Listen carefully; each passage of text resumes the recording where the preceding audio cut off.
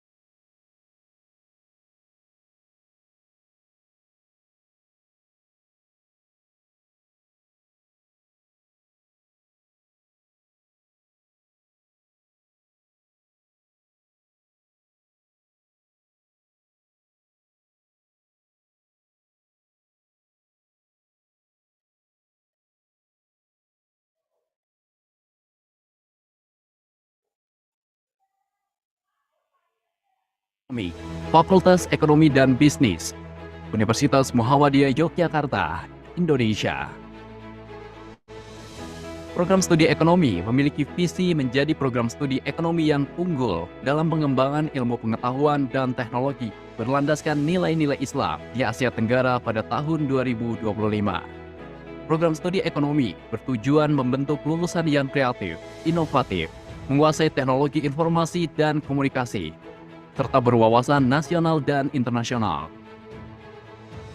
Program studi ekonomi Universitas Muhammadiyah Yogyakarta memiliki 4 enrichment course, yaitu ekonomi pembangunan berkelanjutan, ekonomi kreatif, ekonomi kesehatan, serta ekonomi keuangan dan perbankan Islam. Welcome to Faculty Economics and Business, Universitas Muhammadiyah Yogyakarta. Economic Study Program with excellent accreditation is the right place for those who are interested in becoming professionals for economic institutions, banking and finance, and also research center Indonesia. Economic Study Program Universitas Muhammadiyah Yogyakarta is the third of the best study programs in Indonesia in the field of economics, econometrics, and finance based on Simago institution rankings. Economic Study Program Universitas Muhammadiyah Yogyakarta born to be number one. The Economic Study Program, Faculty of Economics and Business, Universitas Muhammadiyah Yogyakarta has two graduate profiles, namely as economic analysts and entrepreneurs who are equipped with knowledge and insights on various topics related to the problems faced both in macro and micro spheres. Various analytical tools are studied and applied in various cases, supported by technology and integration of Islamic values in each courses. Dalam memberikan pengalaman belajar yang prima bagi mahasiswa, program studi ekonomi memiliki beberapa fasilitas yang menunjang pembelajaran, seperti ruang kuliah yang nyaman, perpustakaan,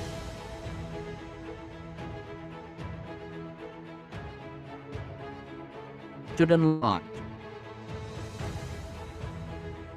kelas IT, BI Corner, Bursa Efek Indonesia, mini bank,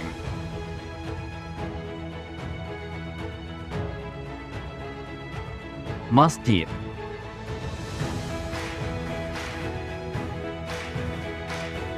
fasilitas olahraga,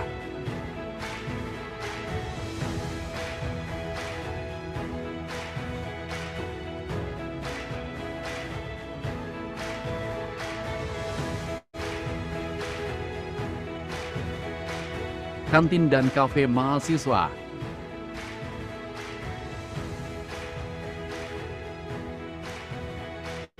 serta sportorium. Selain itu, program studi ekonomi memperkenalkan rencana evakuasi darurat seperti jalur evakuasi, titik kumpul, alat pemadam kebakaran, hidran, serta baju pemadam kebakaran. Melalui program internasional, kami memiliki kegiatan pertukaran pelajar dengan institusi terkemuka di dunia, seperti universitas di Malaysia, Tiongkok, Taiwan, Turki, Timur Tengah, negara-negara Eropa, dan Afrika. Alumni program studi ekonomi bekerja di beberapa institusi bergengsi seperti Bank Indonesia, Otoritas Jasa Keuangan, Kementerian Luar Negeri, Lembaga Penjamin Simpanan, Keuangan Mikro Syariah, dan lain sebagainya. Assalamualaikum warahmatullahi wabarakatuh. Good night, I'm Unity Tanya Velasta, IPF student batch 2019, Faculty of Economic and Business, Universitas Muhammadiyah Yogyakarta. In here, I'm not only learning in the class, but also I have many other interesting experience, such as attending seminar with extraordinary speakers, learning culture and history directly in museum and other historical places. I also had the opportunity to do an internship here at COSAM, a company engaged in research and development in Turkey. IPF had given me a lot of opportunities to enhance my potentials, including my potentials in international levels. So they always push me to the limit that I have to involve in many international activities such as student exchange, international paper competitions, and EDGE. And this experience really helped me to fostering my leadership skills, my independent skill, as well as my participation in international communities. Program studi ekonomi mengadakan event internasional seperti International Conference on Islamic Economics and Financial Inclusion setiap 2 tahun. Summer Course International Training for Young Islamic and Economics Leaders setiap tahun. ICIEFI Economics Research Olympiad, International Research Dissemination Forum, Taiwan Higher Education Exhibition, and International Culinary Festivals. UMY has a high qualified lecturers who teach in English on quiet, practical manner. UMY provide a lot of facilities to improve the well-being of the students. And also there are serious guest lecturers and international conference for Islamic economic and finance. It's a wonderful place to be here at UMY, and I'm very glad to be able to contribute for a long-term sustainable change and development, and I'm very glad to be given the opportunity to be here and contribute my skills and knowledge for the betterment of this society. Program Studi Ekonomi Universitas Muhammadiyah Yogyakarta, kreatif dan berkarakter Islami.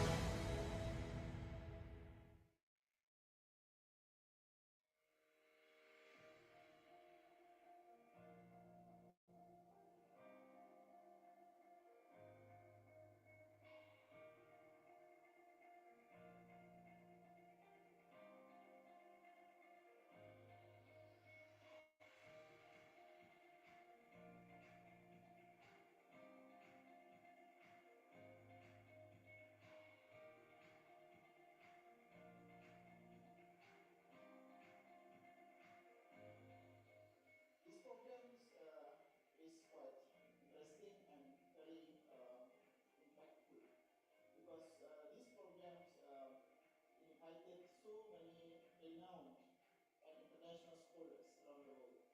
And here we focus on the Islamic social finance and SDGs, not only for Indonesian kids but also for the world.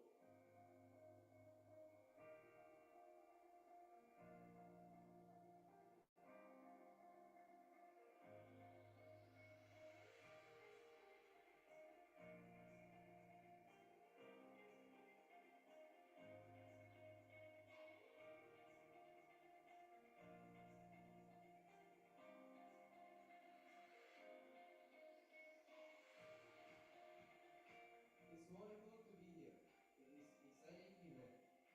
Summer School, second international training for young Islamic economic leaders. Al-Quran, science and civilizational renewal, integration and quality assurance. Universitas Muhammadiyah Yogyakarta.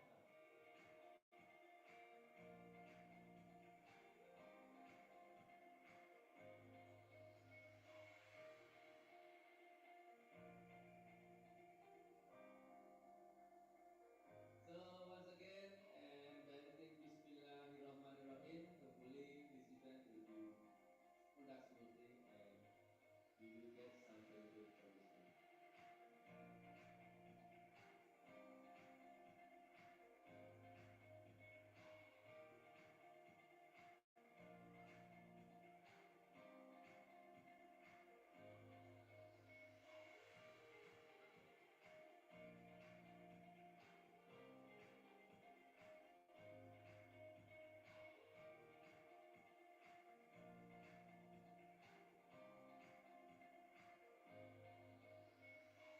So Alhamdulillah, in IIUM, we managed to complete 10 textbooks the last 2 years, while another 40 to 60 coming up at International Islamic University. And other universities like USM coming up with 6 textbooks in quiz in Kuala Lumpur. And also here in Imam Bonjol in Jakarta. And we hope that UMC Muhammadiyah Jogja will come up with many books with the number of resources that we have over here. So I hope based on this conference, more work can be done to improve the teaching and learning of Islamic economy in Yogyakarta. Thank you.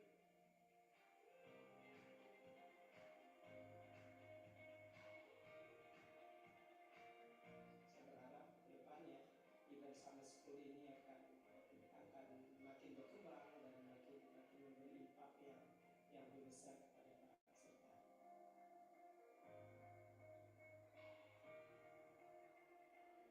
I'm very happy to be with this program. I believe that the idea of developing young minds is very important for the future development of Islamic economics, not only in discipline but also in practice.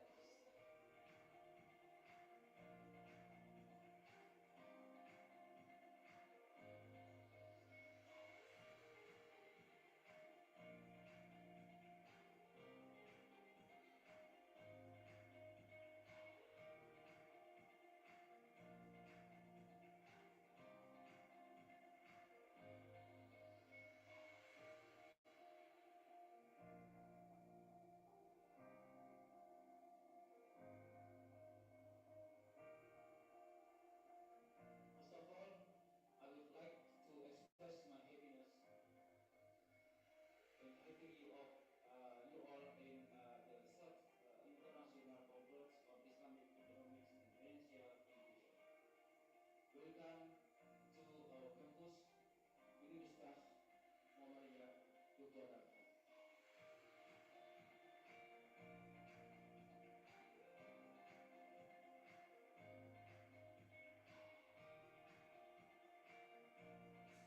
Assalamualaikum warahmatullahi wabarakatuh. Saya Iwan Karim, pengacara kereta. Ini bisa buat sendiri lagi tiap tahunnya biar banyak orang bermanfaat dari jalan. Nanti saya akan sampaikan service social finance yang berkaitan dengan SDGs. Kita ingin berusaha memberikan mengangkat ilmu Islam dan kita keluarkan semua teori-teori yang ada ini sehingga kita insya Allah bangsa Indonesia bisa mewarnai dunia dengan yang Islam. Kesempatan kali ini International Conference diselenggarakan oleh IPF Universitas Negeri Jakarta. Saya akan menyampaikan materi tentang realisme and SDGs, prospects and policies. Thank you very much. I hope the organizer and the university will flourish again to organize this kind of conference in the near future. Thank you very much. I would like to thank the organizers for inviting me to share my opinion on integration of Islamic microfinance with wealth. And we have presented a model which is being practiced by our Center for Islamic Economics, basically called ICIEFI, which is in collaboration with the CIMB Islamic in Malaysia. It's a good opportunity for me to attend this conference, Islamic Economic and Financial Inclusion. And it's a good opportunity for me also to bring my product in this discussion, especially including between Islamic finance and SDG. Acara seminar Islam ini sangat bermanfaat ya bagi kalangan akademisi,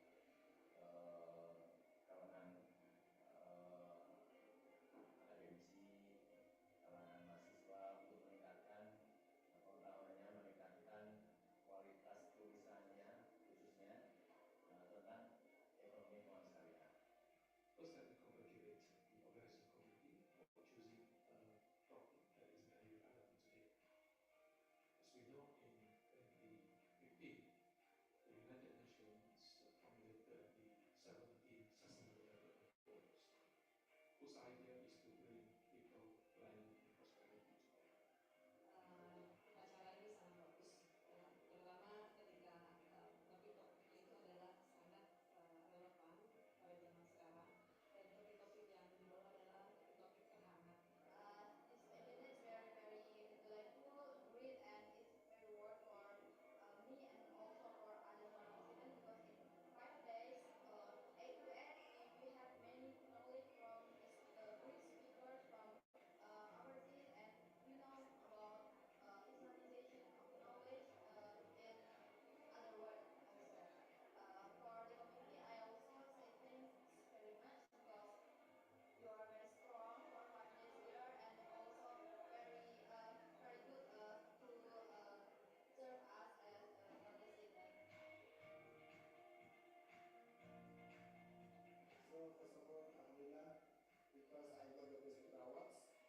Although I got the best paper award, it doesn't mean the other participants, their paper is not best. All the participants, they did their best, okay? So for me, Alhamdulillah is a kind of the reward from Allah SWT, because we need this opportunity to come here, present my idea. Alhamdulillah, my idea is appreciated, and also somehow is given some kind of an incentive for my papers.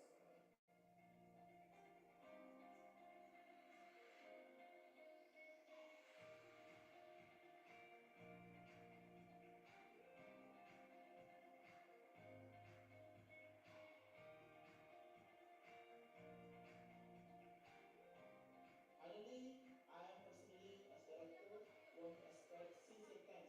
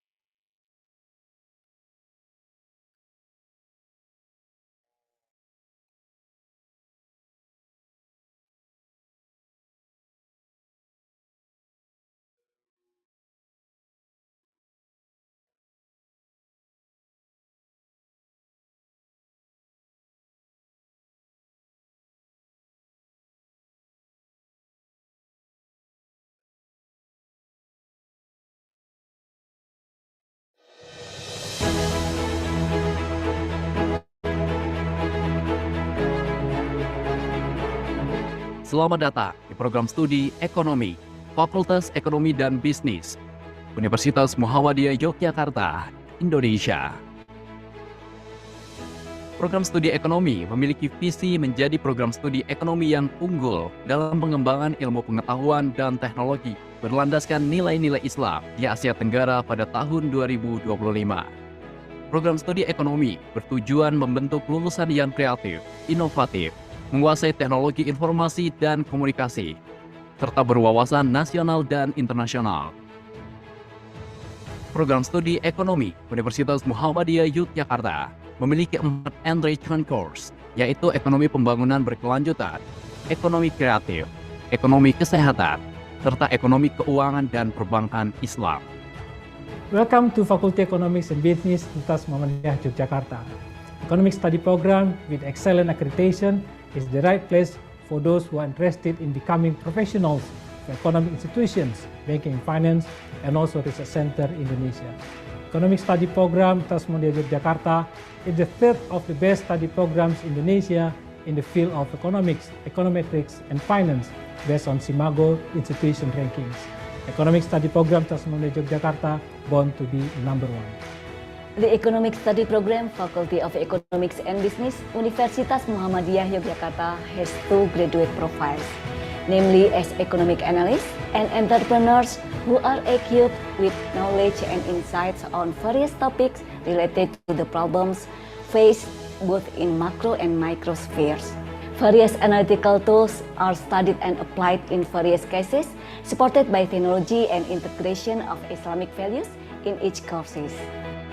Dalam memberikan pengalaman belajar yang prima bagi mahasiswa, program studi ekonomi memiliki beberapa fasilitas yang menunjang pembelajaran, seperti ruang kuliah yang nyaman,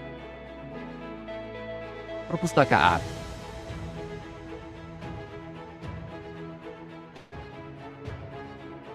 student lounge, kelas IT,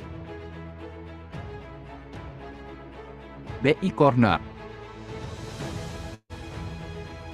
Bursa Efek Indonesia,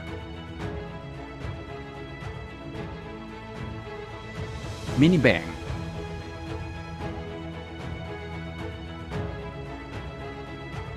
masjid,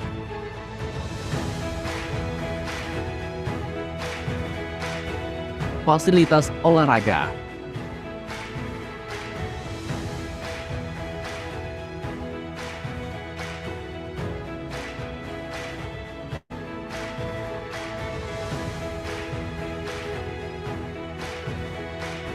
kantin dan kafe mahasiswa,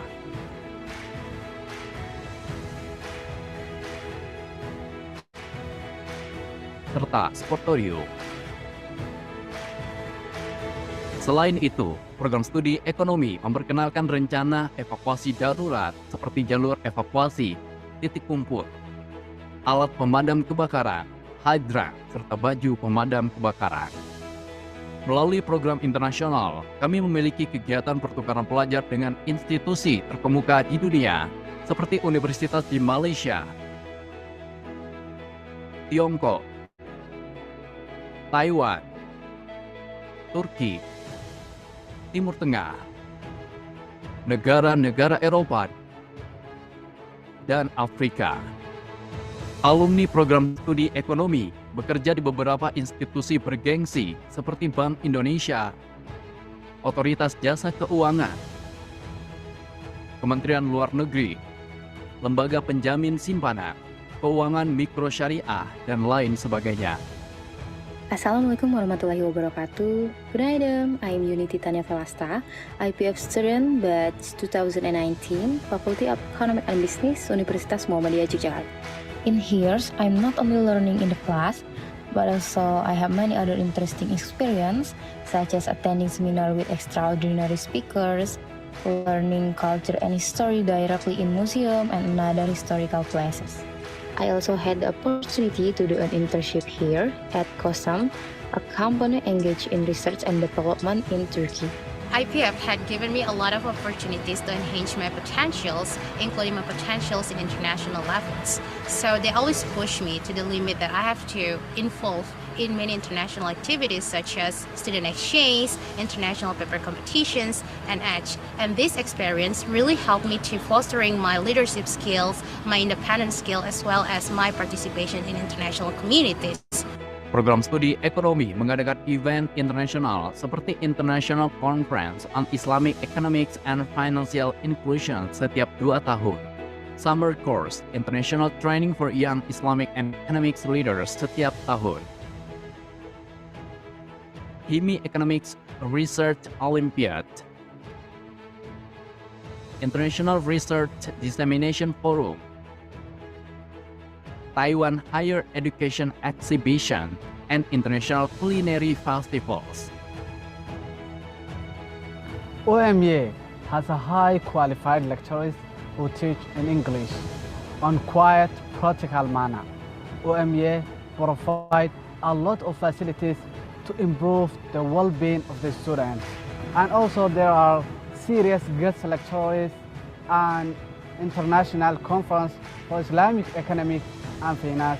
It's a wonderful place to be here at UMY, and I'm very glad to be able to contribute for a long-term sustainable change and development, and I'm very glad to be given the opportunity to be here and contribute my skills and knowledge for the betterment of this society. Program studi ekonomi Universitas Muhammadiyah Yogyakarta, kreatif dan berkarakter Islami.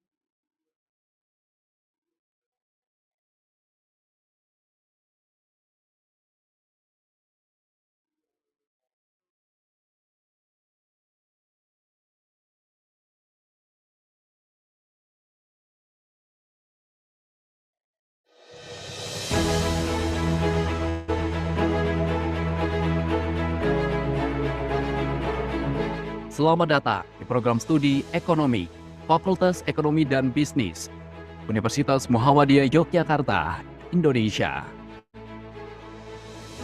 Program studi ekonomi memiliki visi menjadi program studi ekonomi yang unggul dalam pengembangan ilmu pengetahuan dan teknologi berlandaskan nilai-nilai Islam di Asia Tenggara pada tahun 2025.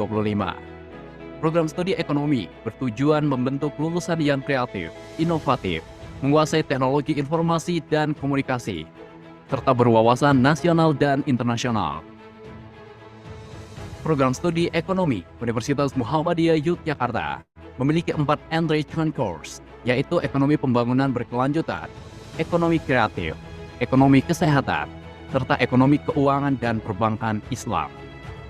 Welcome to Faculty Economics and Business, Universitas Muhammadiyah Yogyakarta. Economic study program with excellent accreditation is the right place for those who are interested in becoming professionals for economic institutions, banking, finance, and also research center Indonesia. Economic study program Universitas Muhammadiyah Yogyakarta is the third of the best study programs in Indonesia in the field of economics, econometrics, and finance based on Simago institution rankings. Economic study program Universitas Muhammadiyah Yogyakarta born to be number 1. The Economic Study Program, Faculty of Economics and Business, Universitas Muhammadiyah Yogyakarta has 2 graduate profiles, namely as economic analysts and entrepreneurs who are equipped with knowledge and insights on various topics related to the problems faced both in macro and micro spheres. Various analytical tools are studied and applied in various cases, supported by technology and integration of Islamic values in each courses. Dalam memberikan pengalaman belajar yang prima bagi mahasiswa, program studi ekonomi memiliki beberapa fasilitas yang menunjang pembelajaran, seperti ruang kuliah yang nyaman, perpustakaan,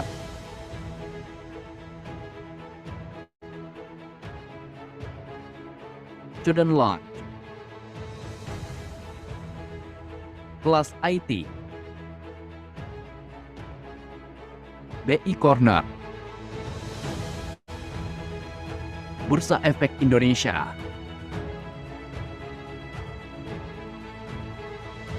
mini bank,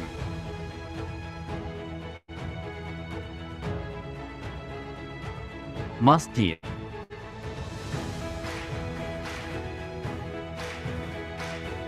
fasilitas olahraga,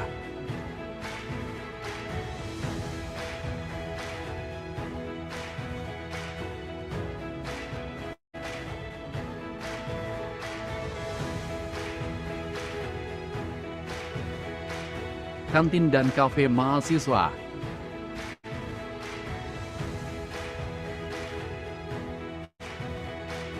serta sportorium. Selain itu, program studi ekonomi memperkenalkan rencana evakuasi darurat seperti jalur evakuasi, titik kumpul, alat pemadam kebakaran, hidran, serta baju pemadam kebakaran. Melalui program internasional, kami memiliki kegiatan pertukaran pelajar dengan institusi terkemuka di dunia, seperti universitas di Malaysia, Tiongkok, Taiwan, Turki, Timur Tengah, negara-negara Eropa, dan Afrika.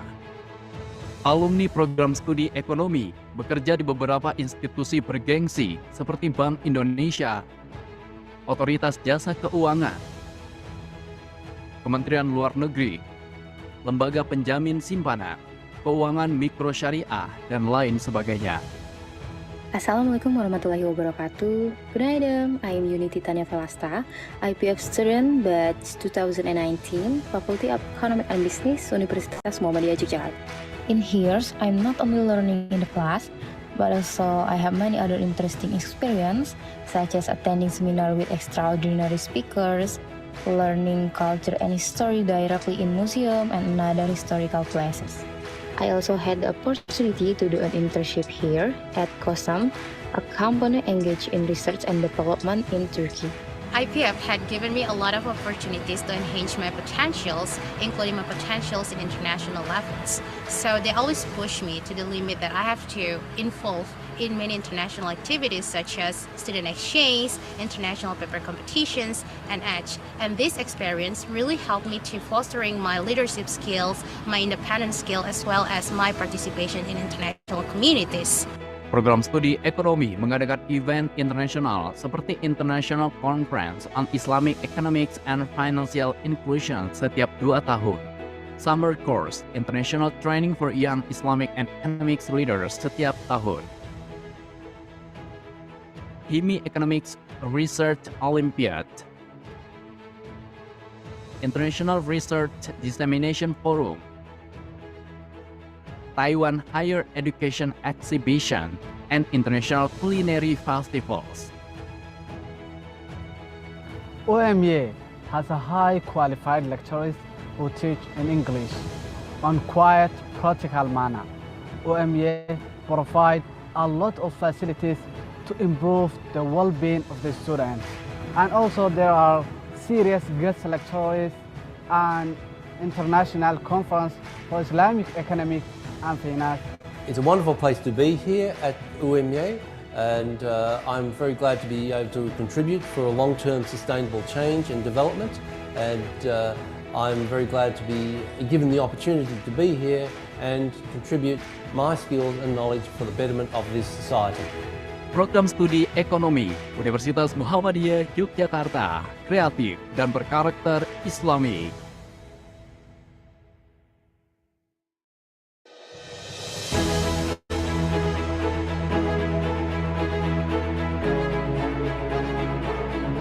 Selamat datang di program studi ekonomi Fakultas Ekonomi dan Bisnis Universitas Muhammadiyah Yogyakarta, Indonesia. Program studi ekonomi memiliki visi menjadi program studi ekonomi yang unggul dalam pengembangan ilmu pengetahuan dan teknologi berlandaskan nilai-nilai Islam di Asia Tenggara pada tahun 2025. Program studi ekonomi bertujuan membentuk lulusan yang kreatif, inovatif, menguasai teknologi informasi dan komunikasi, serta berwawasan nasional dan internasional. Program studi ekonomi Universitas Muhammadiyah Yogyakarta memiliki 4 enrichment course, yaitu ekonomi pembangunan berkelanjutan, ekonomi kreatif, ekonomi kesehatan, serta ekonomi keuangan dan perbankan Islam. Welcome to Faculty Economics and Business Universitas Muhammadiyah Yogyakarta. Economic study program with excellent accreditation is the right place for those who are interested in becoming professionals for economic institutions, banking and finance, and also research center Indonesia. Economic study program Universitas Muhammadiyah Yogyakarta is the third of the best study programs in Indonesia in the field of economics, econometrics, and finance based on Simago institution rankings. Economic study program Universitas Muhammadiyah Yogyakarta born to be number 1. The Economic Study Program Faculty of Economics and Business Universitas Muhammadiyah Yogyakarta has 2 graduate profiles, namely as economic analysts and entrepreneurs who are equipped with knowledge and insights on various topics related to the problems faced both in macro and micro spheres. Various analytical tools are studied and applied in various cases, supported by technology and integration of Islamic values in each courses. Dalam memberikan pengalaman belajar yang prima bagi mahasiswa, program studi ekonomi memiliki beberapa fasilitas yang menunjang pembelajaran, seperti ruang kuliah yang nyaman, perpustakaan,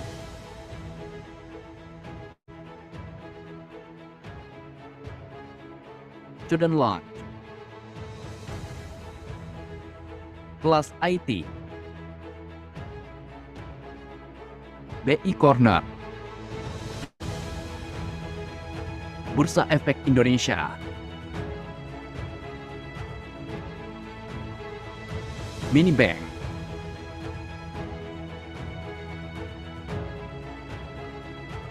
masjid,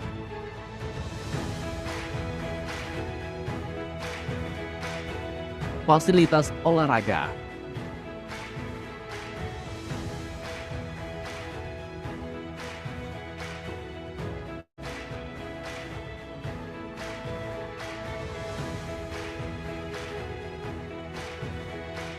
kantin dan kafe mahasiswa,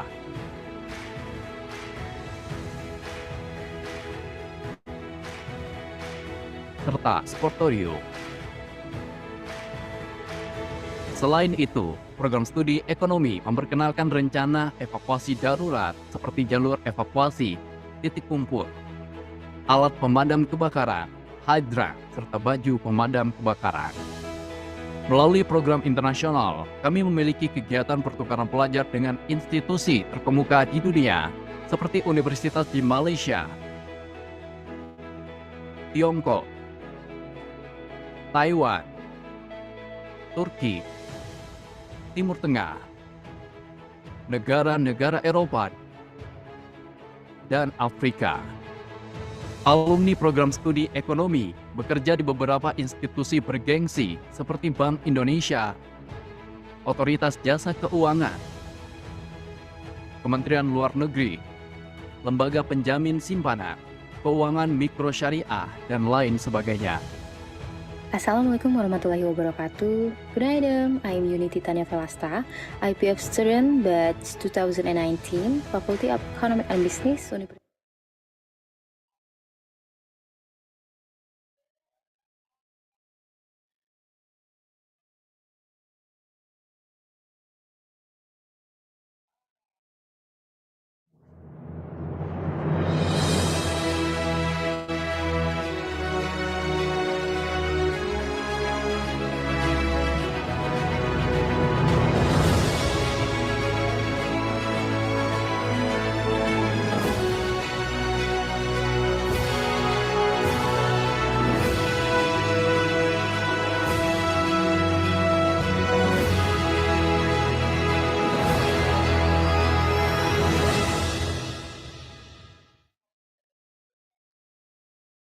Bismillahirrahmanirrahim. Assalamualaikum warahmatullahi wabarakatuh.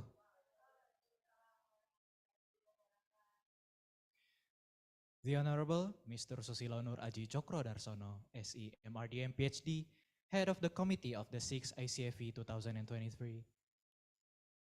The Honorable Professor Dr. Enda Sabtuningsi, SE, MSI, Head of Study Program of Economic, Faculty Economic and Business, Universitas Muhammadiyah Yogyakarta.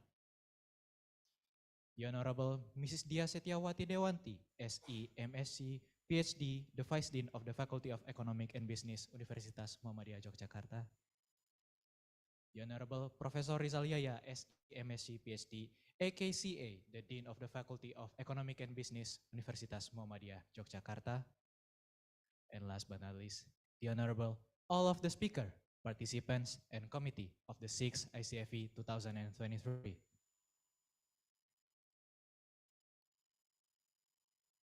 Alhamdulillahirabbil alamin. Wassalatu wassalamu ala asrofil anbiya'i wal mursalin, Sayyidina wa habibina wa syafi'ina wa maulana Muhammadin wa ala alihi wa sahbihi ajmain, amma ba'du. Alhamdulillah, let us not forget to present our gratitude to the presence of Allah Subhanahu wa Ta'ala that have granted us all of the opportunity that we are having right now. Let us also not forget our prayer and greetings that are hopefully will always be poured to the great Prophet Muhammad Sallallahu Alaihi Wasallam, whom we are waiting for the intercession at Yaumul Qiyamah. Amin, amin, ya Rabbal Alamin. Good morning and greetings to all of the people who are present here on the second day of the 6th International Conference on Islamic Economic and Financial Inclusion 2023 with the themes Enhancing Economic, Finance, and Environmental Resilience through Society 5.0 to achieve Sustainable Development Goals. In this morning, you are back with me, Alfa Izidwi Putra Paputungan, as the Master of Ceremony for this event. Before we proceed any further, here is the sequence of session that we are going to have in this morning. First is the keynote speaker. Second is the parallel session paper presentation. And lastly, it will be resumed with the event of ICOSI.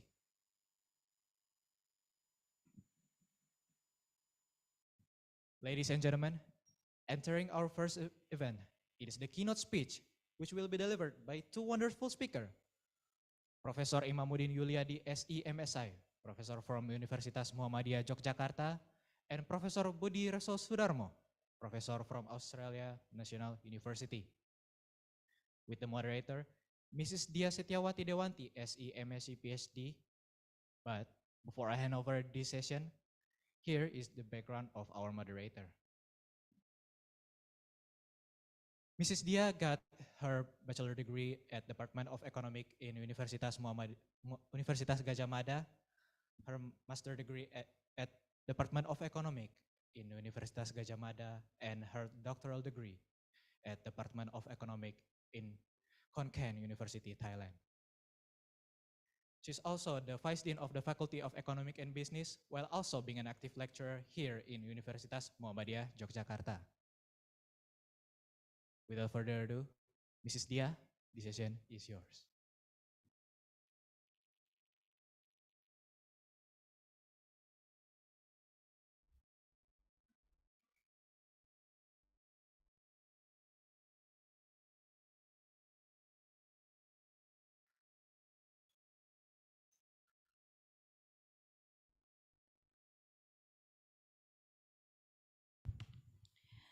Good morning, everyone. Assalamualaikum warahmatullahi wabarakatuh.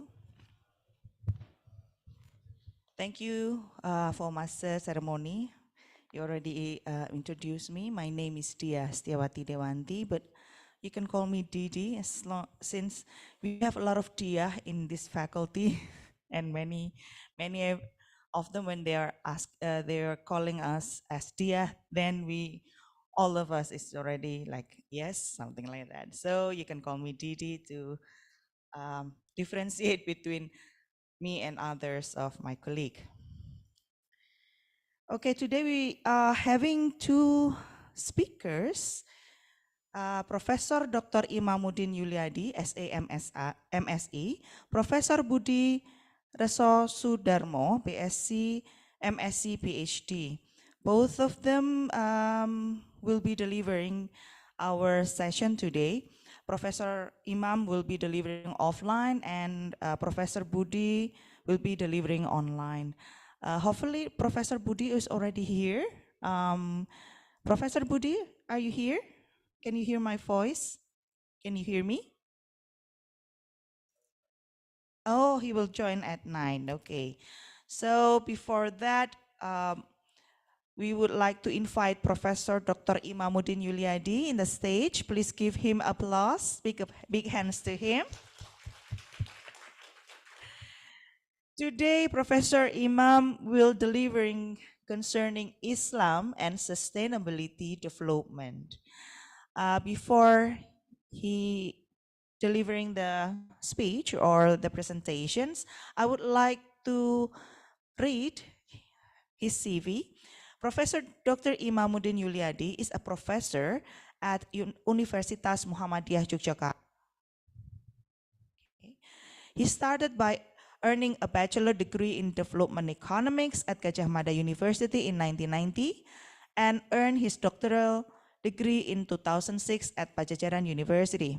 He is active on the Association of Islamic Economists, International Council of Islamic Finance, Southeast Asian Association of Education and Research Institution for Islamic Economics and Finance, Association of Indonesia Economic Scholars, and Islamic Economic Society. He has also served in several positions, such as before this period, he is the head of Economic Department in Faculty Economic and Business, Universitas Muhammadiyah Yogyakarta, and also in 2017 until 2021, he is the Vice Director of Postgraduate Program, UMY, Universitas Muhammadiyah Yogyakarta. Before that, he is also the Secretary at Lembaga Pengkajian dan Pengamalan Islam, LPPI UMY. So without any overdue, I would like to invite Professor Dr. Imamuddin Yuliadi on sending his presentations. So the time will be 40 minutes. Prof. Imam, thank you. Time is yours. Oke, terima kasih. Assalamualaikum warahmatullahi wabarakatuh. Good morning, everybody.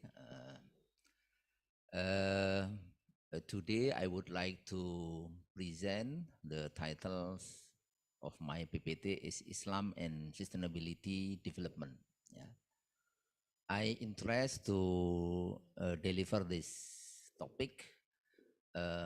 It is one effort, yeah, in our institution to realize our visions, how to the integration between Islam and the knowledge in our curriculum. Okay. Next, the outline, introductions, Maqasid Syariah, sustainability development, empirical evidence, and the last is conclusion. Yeah. What is Islam? Yeah. In this topic, there are two terminology. Yeah, there are two words: Islam and sustainability development. What is Islam? Yeah. Islam means submissions, obedience, and safety. Yeah. And also Islam can means surrender to Allah by obeying Him and being obedient to Him with complete submission and humility. So it means that Muslim, the people of Islam, yeah, means one who is safe and save both himself and others. Okay, it is the simple definition of Islam. Yeah, and what is the definitions about the sustainability development? Yeah, sustainability development is the development that meets the needs of current generation without compromising the health and safety of the future generation for the sake of meeting their own needs. And also we can make definition of sustainability development, that development that always utilizes natural resources and allows future generations to continue the development that has been carried out at this time, or development that can improve welfare for present and future generation by using existing economic resources as well as possible, so as not to wholesale and damage the environment. It is the meaning of Islam and the meaning of the sustainability development. So what is the relationship between Islam and sustainability development? To explain the relationship between Islam and sustainability development, so we have to understand about the concept of Maqasid Syariah. Yeah. Maqasid Syariah. The Maqasid Syariah, it is the way to interpret the Muslim, yeah, in the daily and the current issues, yeah, that consists of four aspects. Yeah. The first is protecting the religions. Yeah. As the Holy Quran, Allah said, ya, a'udzubillahi minasyaitonirrajim, wa ma khalaqtul jinna wal insa illa liya'budun. I did not create jinn and humans except that they should worship me. Yeah. Quote at the Al-Dariyat, yeah, 56. And also the ayat in the Holy Quran that protecting the religions, quote at the Surah Al-Kahfi, ayat 110, yeah, and also in the Quran Surah An-Nisa. It is the first aspect that related about the Maqasid Syariah. And secondly is protecting the soul, yeah, protecting the soul. As the Allah said, yeah, in the Holy Quran, Quran Surah Al-Isra, yeah, 33, wala taqtulun nafsallati harramallahu illa bil haqq wa man qutila madluman faqad ja'alna li waliyhi sultanan fala yusrif fil qatl innahu kana mansura. And don't kill those whom Allah has forbidden killing him, except with a reason that it's true. And whoever is killed unjustly, then indeed we have given power to his guardian. But let his guardian not exceed the limit in the killing. Truly, he is the one who gets help. Quote at the Quran Surah Al-Isra, yeah, 33. And the thirdly, protect property. Yeah, it is related about the economic issues. Yeah. Allah said in the Holy Quran, Ya ayyuhalladzina amanu anfiqu mimma razaqnakum min qabli ayyatiya yaumul la bay'un fihi wala khullatu wala syafa'ah wal kafiruna humudz zalimun. Oh, you who believe, spend some of substance that we have given you before the day comes when there will be no more buying and selling, no more friendship, and no more intercession. Those who disbelieve are the wrongdoers. Quote at the Al-Baqarah 254. And the next, protecting the descendants. Ya. Translate in Indonesia, melindungi keturunan. Ya. Hifdzul nasl. Ya. Allah said, Nisa'ukum harthul lakum fa'tu harthakum anna syi'tum wa qaddimu li anfusikum wattaqullaha wa'lamu annakum mulaku wa basyiril mu'minin. Your wife are fields for you, so come to your fields whenever and in the way you like. And prioritize the good for yourself. Fear Allah and know that you will later meet him and give God tiding to those who believe. It is the interpretations of Islam in the reality. We can understand about the message Islam by the Maqasid Sharia. So it means that the message Islam is we were not sent except to a mercy to the universe. Or indeed, we were sent to perfect human morals. Okay, brother and sisters, yeah. The next, yeah. That in the Maqasid Sharia, yeah, Maqasid Sharia consists of necessities, yeah, daruriyat, needs, and luxuries. Yeah, it is the component of Maqasid Sharia. Necessities, yeah, daruriyat is protection of faith, of religion, yeah, protection of lineage, protection of property, protection of life, and protection of intellect. Yeah. As I said in the previous explanation. Okay. In the meaning of sustainable development, yeah, there are three pillars of sustainable development. Yeah. The first is economic sustainable. Secondly, social sustainable. And the thirdly is cultural sustainable.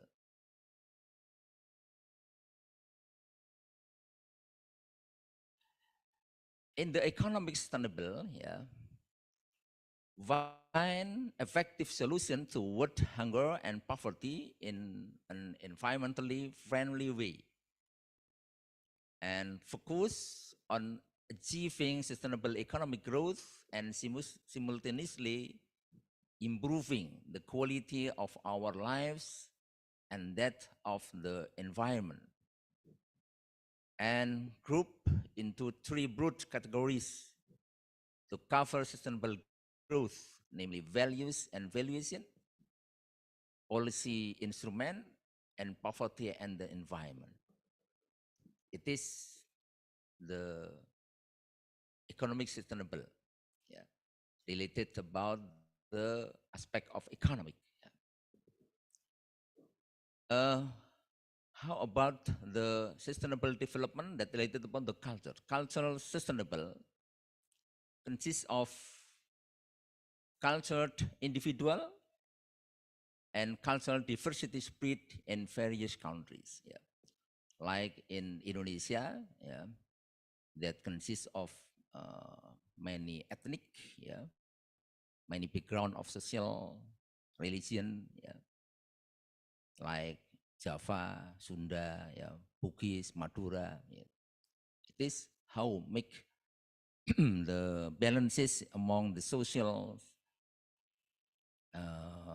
background, yeah, to reach our visions in the NKRI, United of Indonesian Republic, yeah, to realize the welfare of people in Indonesia.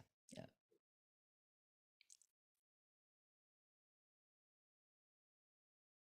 Okay, social sustainable related about some aspect, yeah, systematic community participations, yeah, how the member in the community can taking part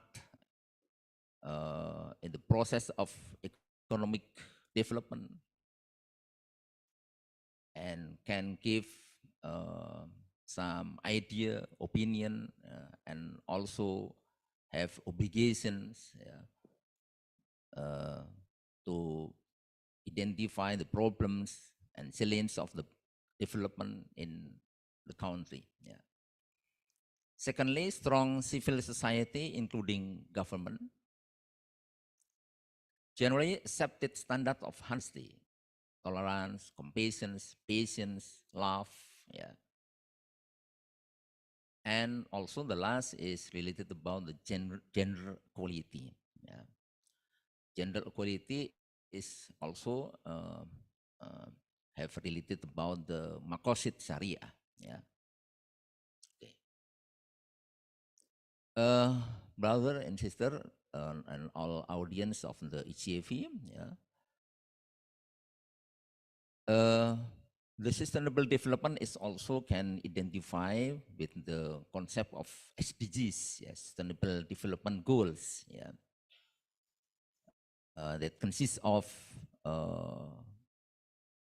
eliminate poverty, yeah, erase hunger, establish good health and well-being, provide quality educations, enforce gender equality, improve clean water and sanitations, grow affordable and clean energy, create decent work and economic growth, economic industry, innovation, infrastructure, reduce inequality, mobilize sustainable cities and communities, influence responsible consumption and production, organize climate actions, develop life below water, advance life on land, guarantee peace, justice, and strong institution.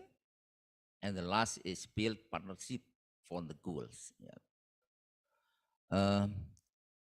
Maybe the topic of sustainable development, yeah, it is relevant, yeah, if we discuss that face people in Jakarta, yeah, the problem of sampah. What is sampah? Garbage, yeah, garbage, yeah. We have the problem to control, to manage garbage, yeah. I'm sorry, maybe the guests from Vietnam, yeah, if you go surround in Jakarta, meet some garbage in the part of the city, yeah, it is the problem, yeah. But really, if we can manage the garbage, there are potential to to make the new opportunity economic activities. Yeah, we use the principle of reduce, reuse, and recycle. Yeah, it is. Okay.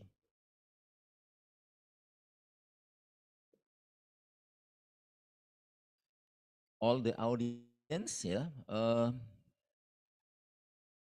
How about and identify the empirical evidence? Yeah, you can see if we know the problem of sustainable development, so we can understand, we can identify the problem of emissions. Yeah, emissions. It is the fact from the impact of the economic growth. Yeah, the empirical evidence that you can see from the slide. Yeah, that horizontal axis. Yeah, express the CO2 emission from fuel combustion, and vertical axis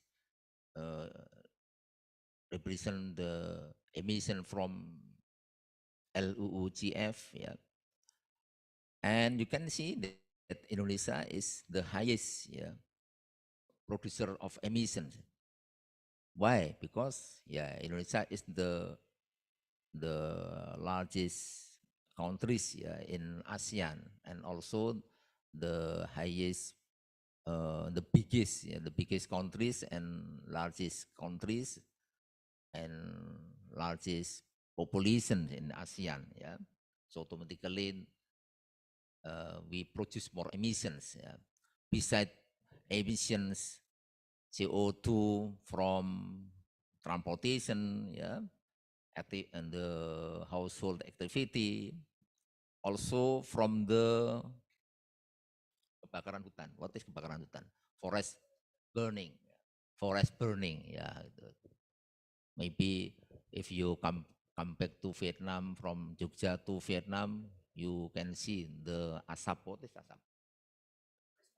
Smoke. Yeah, very so many people in Indonesia produce smoke. Yeah, it is not smoke, but it is the forest burning. Yeah, maybe from Kalimantan Island or Sumatra Island. It is also the aspect that related about the problem of environment in Indonesia. Okay, and also it is the emissions, yeah, produced by the electricity and heat productions, manufacturing industry and construction, residential, agricultural, forestry, yeah, like it, yeah, forest burning, yeah, and final consumption not always specified, yeah. Other industry, transportation, commercial and public services, and fishing. So it means that more increase the economic growth, more increase the production of emissions. Yeah, it is the implication. Okay, and this data and fact is also give us the information about many activity that can produce the CO2 emissions. Yeah. From Brunei Darussalam, Cambodia, Indonesia, Laos, Malaysia, Myanmar, Philippines, Singapore, Thailand, Vietnam. Yeah, it is, yeah, Vietnam, ASEAN, all of countries in the Southeast Asia and in the world. Yeah, totally countries in the world. Okay.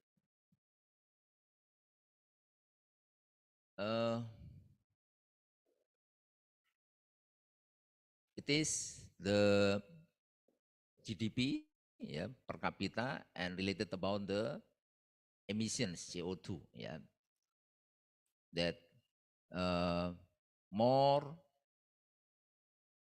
there are positive relationship, yeah, positive relationship between increasing the GDP per capita and increasing the CO2 emission, yeah. Okay, yeah, it is the apa the phenomena in between economic and environment. Okay, brother and sister and all audience in the ICIEF forum, yeah. Now I would like to deliver about the empirical evidence that related about the emissions, yeah. Yeah, okay, thank you. I would like to make the result of the relationship between gross domestic product, yeah, in ASEAN, yeah.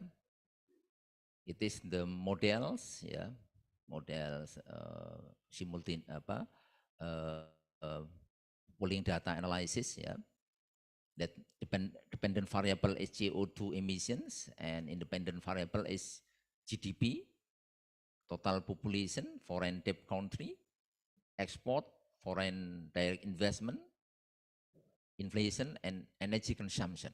Yeah, energy consumption. With the polling data analysis, sort of data from World Bank 2010 until 2019, the ASEAN member, Indonesia, Singapore, Malaysia, Thailand, Laos, Cambodia, Vietnam, Brunei Darussalam, and Philippines. So it means that this research occurred before pandemic COVID-19. Yeah. And after we using the process of the statistic test, yeah, with the Chow test and Hausman test, yeah, so we can identify the appropriate model is fixed effect model, and common effect model, and the random effect model. Yeah, because the problem of heteroscedasticity, so we use the present time fixed effect model, and you can see, yeah, in this research that the population, yeah, GDP is not relationship, yeah, with the emissions, yeah, that have the contribution of emissions in ASEAN occurs in the variable of FDI, yeah, export, yeah, energy consumption, and inflation. Yeah, it is the result of this research, yeah, in the present time fixed effect model. Yeah. So it means that we have to, yeah, we have to make the good process, yeah, and also how we make the the alternative energy, yeah, to reduce the emissions, yeah, especially in Indonesia, because Indonesia is the biggest countries in ASEAN. And also we have plenty of the alternative energy, yeah, renewable energy. Yeah, it is one alternative to reduce the emissions problem in ASEAN. Yeah, especially in Indonesia. Okay, because the time is limited, so I would like to make the conclusions that Islam and sustainability development encourage the realization of the welfare and prosperity for all mankind. Sustainability development means that can improve welfare for present and future generation by using existing economic resources as well as possible, so it's not wholesale and damage the environment. The spirit of Islam builds life through maqasid Sharia, include protection of religion, protection of property, protection of mind, protection of spring. Yeah. Okay, I think it's enough. Thank you very much. Assalamualaikum warahmatullahi wabarakatuh. Waalaikumsalam warahmatullahi wabarakatuh.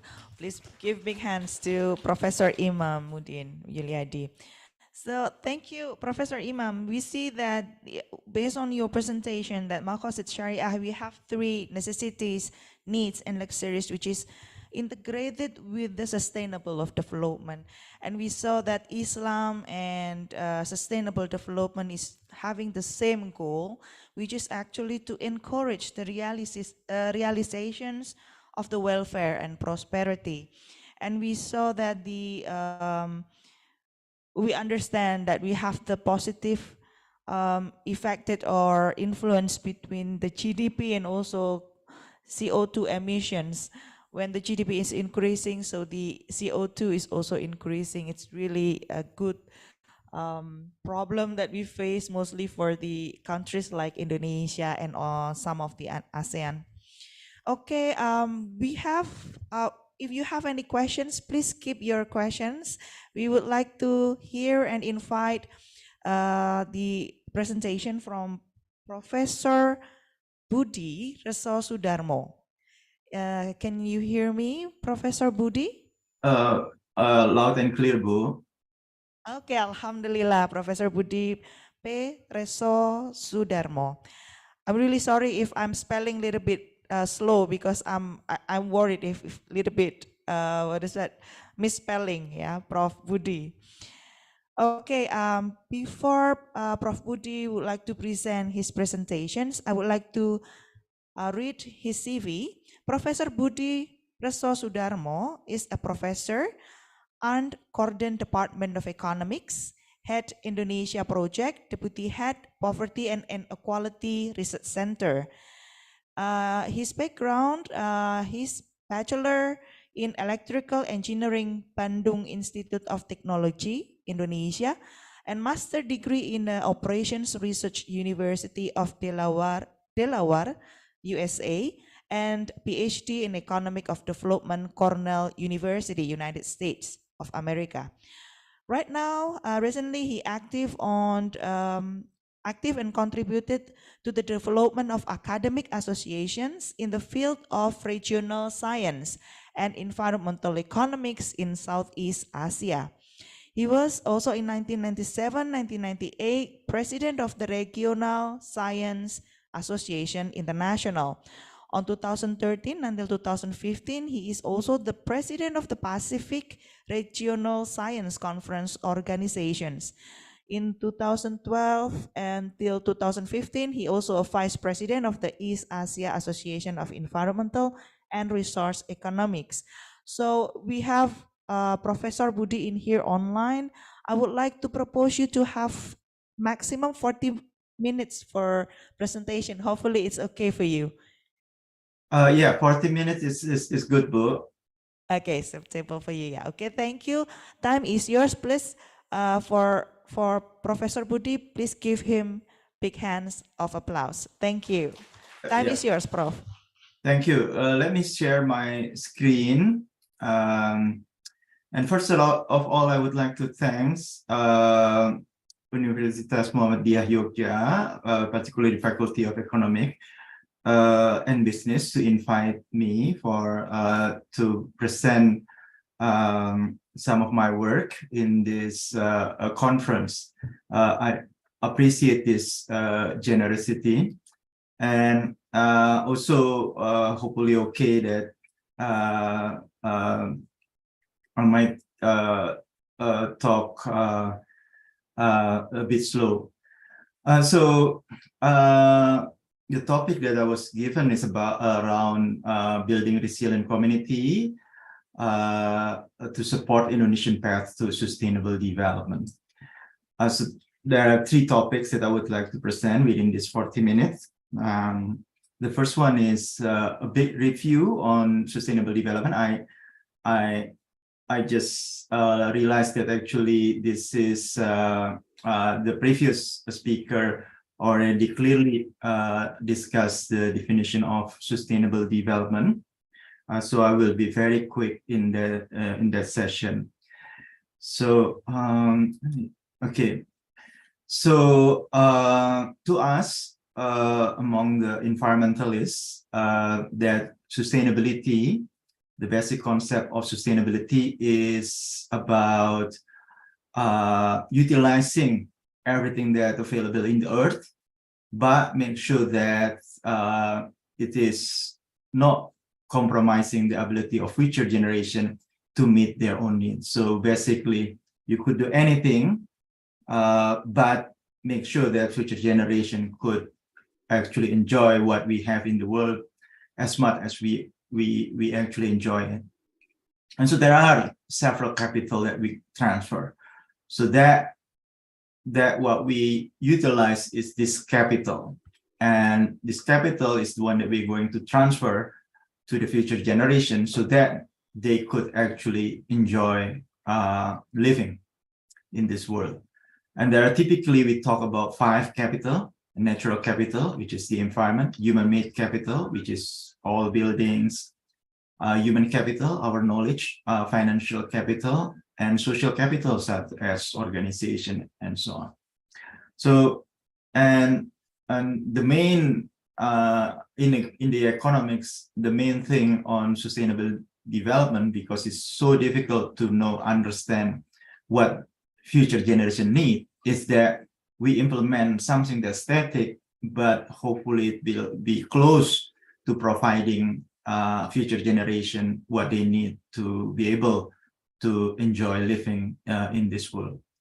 And so the typical static approach is that we are implementing what we call triple bottom line.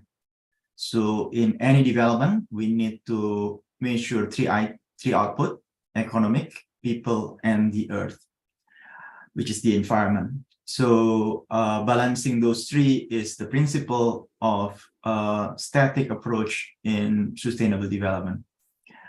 Remember that social equity and social equality are 2 different things. Social equality is relatively easier, mostly referred to equal access and equal outcome. But social equity is involving also fairness, and fair distribution is subjective, and so it sometimes difficult. And in implementing this sustainability triple bottom line, we would like to have triple partnership, which is civil society, private sector, and government. Now, the previous speaker also mentioned that this is the basic, those triple bottom line and triple partnership is the basis that the UN developed the 17 Sustainable Development Goals. If you look at those goals are related to the triple bottom line and triple partnership. Major threat of sustainable development that we face right now is about global warming. So this is one major that everybody faces in terms of being able to achieve those sustainable development. And the temperature has been quite convincing that it is actually higher, keep higher compared to the average temperature before pre-industrial level, which is 1950 to 1900. And if it is above 2 degrees, then a lot of human beings basically are being threatened. Yeah. So then in the Paris Agreement, COP21, December 2015, all countries that come to this COP21 agreed to have a target that we are going to limit the global warming to only 1.5 above the pre-industrial level forever, basically. That is the target. Now, Indonesia could not just quiet on those efforts to limit the global the temperature of the global temperature not to be above 1.5 degree compared to the average temperature pre-industrial. The main reason that Indonesia could not just quiet, Indonesia is one of the biggest emitter. It's the top 10 bigger emitter globally, and you can see that over here this is data 2019. Indonesia is actually among the top 10. And even if you just look at the energy sector, we're still among the top 15. So global world certainly pay attention on Indonesia. Indonesia, what is it that Indonesia will do? Because you are among the top 10 emitter. The Indonesian government did respond. Oh, all right. The Indonesian government did respond with this, yeah, by submitting an NDC, which is a commitment, and the first commitment was submitted, I think, 2015, and then renew it to update it, and now it's actually already enhanced. So basically, the Indonesian government within from now until 2030 agreed to reduce emission by around 38% by ourselves, and if we're receiving proper international support, we could achieve by 41. So don't know why I have or I thought that I already updated this slide, but turned out this slide has not been updated. But there is also another NDC that Indonesia actually committed, and it was produced in 2021. So together with that, the Indonesia government put priority, and the priority is on energy sector. Yeah, there carbon trade and carbon tax has been prepared. Yeah, renewable power plant is start to be developed and replacing the coal power plant. Transportation, there's a target on electric vehicle. In forestry, moratorium, and industry as well. Indonesian government has been trying to do action to fulfill the NDC. So besides NDC, there is another commitment, which is the Indonesian government committed to have zero carbon emission, net zero carbon emission by 2060. Now, besides mitigation, what is it also important is this climate adaptation, because yes, we're trying to limit the increase of the global temperature no more than 1.5 degree above the pre-industrial level, but the global temperature will increase a bit. It already affected a lot of things. So before we limit to 1.5, global temperature will keep increasing, and there will be have an effect on human life. And so beside thinking about mitigation, it is also important to think about how to support the society so they can adapt and resilient. So adaptation and resilience is a bit different. So adaptation refers to adjustment in ecological, social, and economic system in response to actual or expected climatic stimuli and their affected impact. Yeah. While resilient is having a capacity to anticipate. So the adaptation, you just adjust. You keep adjusting, adapting to whatever change. But resilient is that you anticipate to reduce, although you are actually adapting, but to reduce the risk or the stress, the fact that we need to adapt. Yeah. So those two things are important that Indonesia has to prepare as well, which is the discussion on this thing is relatively slow. And one other thing, important thing why resilient and being able to adapt is important. Indonesia is an area in which we get frequent large disaster, large hazard, such as flood, storm, drought, and landslide that in a way related to the change of global temperature. Yeah. And as you can see that the large event in Indonesia, in general, it actually quite distressed because overall per event, if we got it per event, is about 35 people dead, and so many more than 100,000 people are actually affected, meaning could be replaced.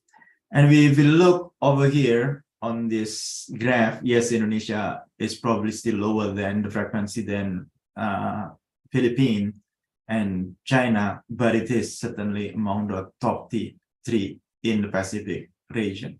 Yeah. So then this one thing that we need to focus in terms of improving resilience is resilient toward this disaster event related to climate change. So how are we going to do that? Now, literature has been looking at that, yeah, and particularly already confirmed that in many cases in Indonesia, that socioeconomic consequences of this disaster is very significant. Now, several studies that has been conducted in Indonesia, however, also conclude that financial support post-disaster, yeah, reduce economic hardship after disaster shock and can speed up recovery. Now, my study with Mas Catur from UGM and Pak Ari from UI argue that important to distribute financial support as early as possible.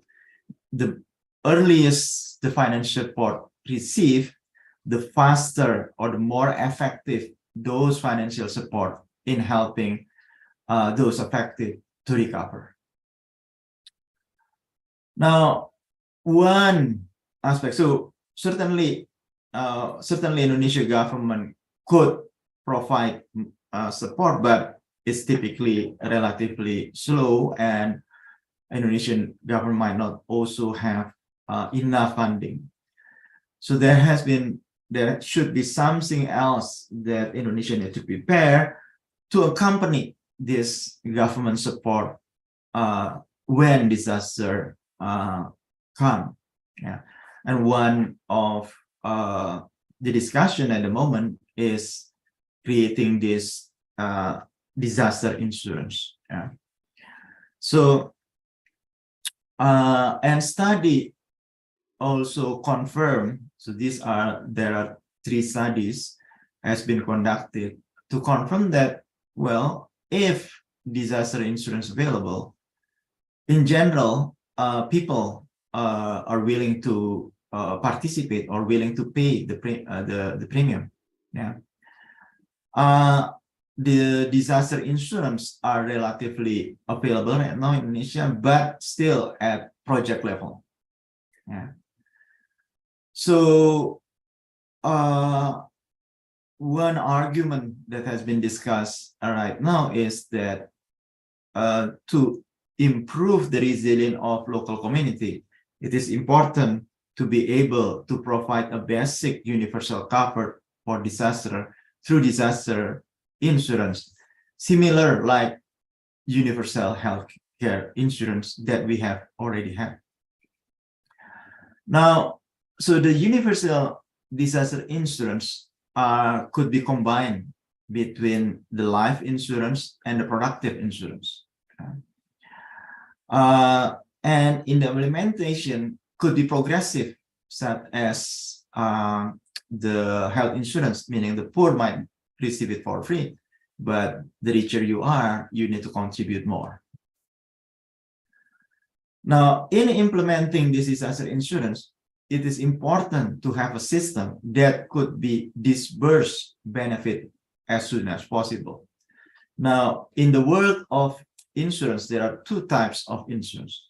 One is the traditional indemnity insurance, which is a best case assessment. So if you have a car typically this is like car insurance. If you have a car and then your car is damaged and you report it to the insurance company, and the insurance company will assess you and they will judge, oh yeah, this is your fault, so then we not cover, or it is not your fault, so we will cover. So most of the time there will be time for this assessment. And indemnity insurance create several issues. One is prone toward adverse selection, meaning that people with high risk tend to participate and people with low risk do not want to participate. Second is also creating moral hazard, meaning that if you don't have, for example, a car insurance, you might drive carefully, but when you have it, you just drive whatever you want because you thought that you were covered. Now, so the other insurance is called the parametric insurance. So the parametric insurance is a regional insurance based on a certain index. Yeah, for example, weather measurement of weather that nobody can actually influence. Yeah. So the index, so the system say that, well, for example, if it is high rain, if the rain is already above 500 millimeter cubic, then the insurance disperse. Yeah. Or if there's a drought in which there are a certain level that there is no water, then it is dispersed. So this one is regional, and it doesn't matter what is individual behavior. So there isn't any possibility of adverse selection or moral hazard. And the disbursement could be fast because the measurement of weather is relatively, could be available quickly. So that some remark about the possibility to start thinking about weather or climate or disaster insurance to improve people resilience. So then one of the threat of sustainability, which is climate change, could be reduced. Yeah, and for Indonesia, it is important. Yeah, important to have universal disaster index-based insurance with a progressive subsidy covering living and productive assets that could quickly and immediately disburse financial support after disaster. Now, to show the next slide will show you some study checking whether it is true that there is any willingness to pay toward this kind of disaster. So we use Jakarta to look at this case. Yeah, Jakarta is one of the biggest city, most populated in the world, and flood is annually. So this is probably a good place, and we actually developed hypothetical flood index-based insurance. So this is houses in Jakarta, and in Jakarta along the Ciliwung River there is a floodgate, and there is a measurement of water height, and there is a measurement say that, well, if it is above, for example, above X2, which is very critical level, then for sure, if water is above that, this area will be flooded. So instead of, for example, on the case of weather, we're using weather station, but this is we use a floodgate to create the index. So the insurance is basically just looking at the level of floodgate, the water in the floodgate. If the water in floodgate above certain things, then disbursement. But if it is below, it doesn't matter what happened in the region. Yeah, there could be some house is flooded. There is no disbursement of benefit. And then we ask people what is their willingness to pay, and this is, we visit about 800 households. Yeah, and the insurance payouts is 10 million. Yeah, and we randomize their premium Yeah, so the one that we offer are different for different people. We also use a band swinger style lottery to control the risk aversion. Yeah, and we use the closest floodgate as to proxy for the basic risk. So there's a type of identification that we need to implement, particularly related to the basic risk. Yeah, and this is to argue that for when we control distance to river, distance to the floodgate are random. So then this is the estimation that we conducted. So this is the distance, this is the premium rate, which is random. Yeah, and this is the extreme risk aversion that we thought is exogenous. So this one we argue is exogenous because of our identification strategy. This one premium is we actually randomize it. Yeah, and risk aversion is nobody knows why somebody is actually become risk aversion. So we argue that these three variable are exogenous. So then we could estimate properly beta 1, beta 2, and beta 3 using our data set. So in general, the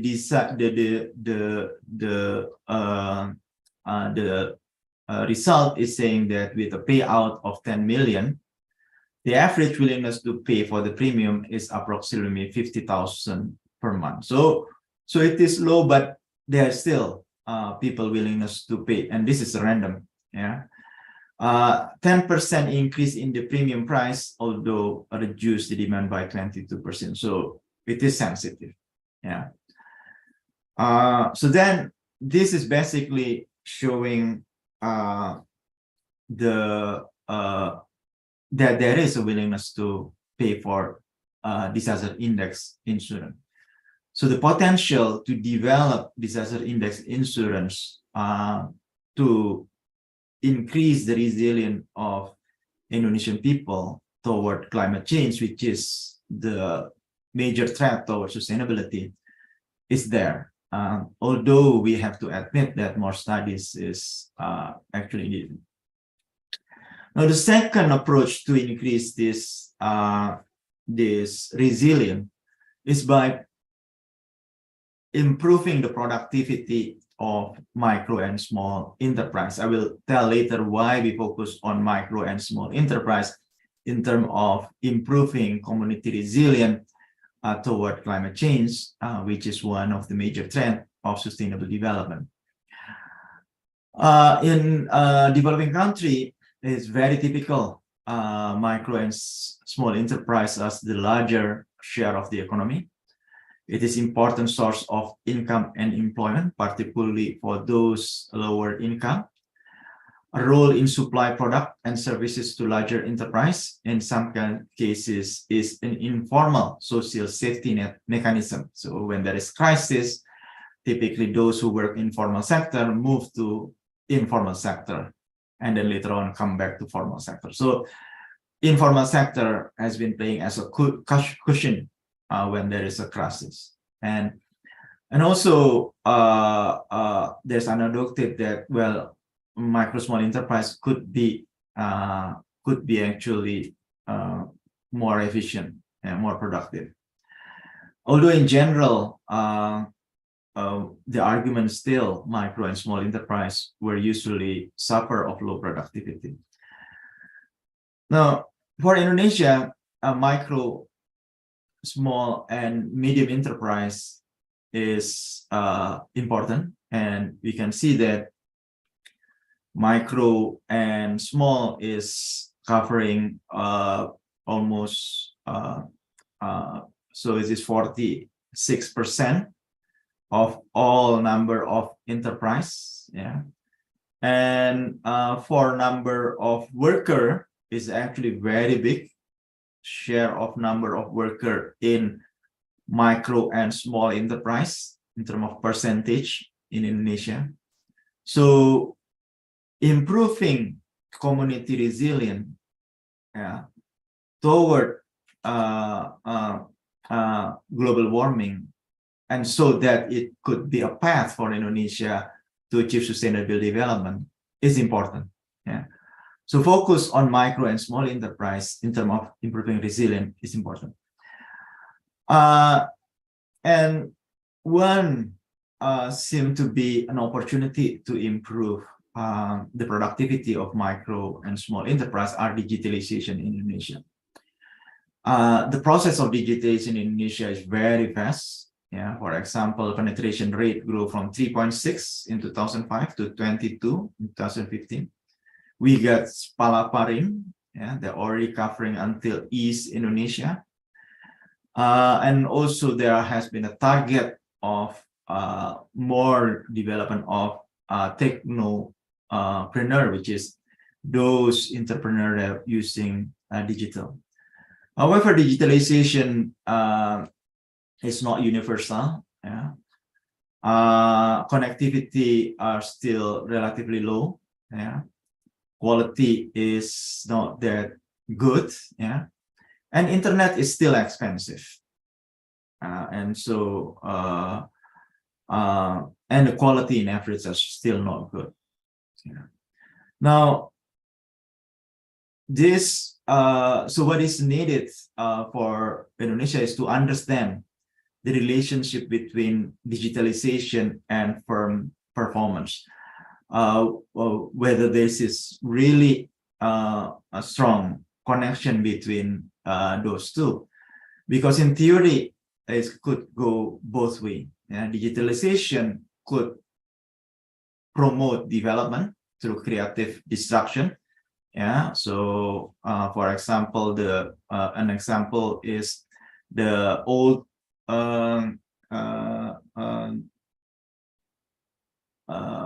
what is it, the motorcycle taxi, and now it's becoming Gojek or Grab. So there is actually destruction in the old system, but we have a new system. But it is debatable whether the new system is actually only substitute or it is actually an enhancement to the economy. It's still a source of debate. It could expect it to be improving performance to efficiency, but nevertheless, the impact of digitalization not always seen in productivity. This is a solo paradox. Underutilization could be happening to technical bottleneck. Takes time for the digital technology to have an impact on productivity. Plausible ill measure on the impact on aggregate input. So we are actually do not understand when one is actually using, for example, digital is actually also involved in training. So the effect is actually the training rather than the digital. Now, the biggest problem for us and is there's an endogeneity issue over here. So those who adopt digital, usually the firm that potentially growing fast, not because they adopt digital, then they grow fast. So we test this relationship in case of micro and small enterprise in Jogja. The target is to examine the causal impact from digitalization. This is internet utilization to the performance of micro and small enterprise in Jogja, particularly firm productivity and export orientation. We picked Jogja because it is an area with high micro and small enterprise. And we focus on labor productivity and export. So we conduct also a survey, visiting approximately 600 micro and small enterprise in Jogja. Micro over here, we use PPS definition, 1 to 5 worker, and small is 5 to 19. And we use a strata technique random, so we use a stratified random sample to ensure we get enough people that we know possibility get an internet utilization and doing export or import as well. So, and you can see this is the area that we cover is Bantul and Yogyakarta. we get the list and then we pick random. The fact that it is more crowded in Yogyakarta is just because more micro and small enterprise over there. So the empirical estimation is that this is the internet and this is the outcome. We would like to see beta. What is beta?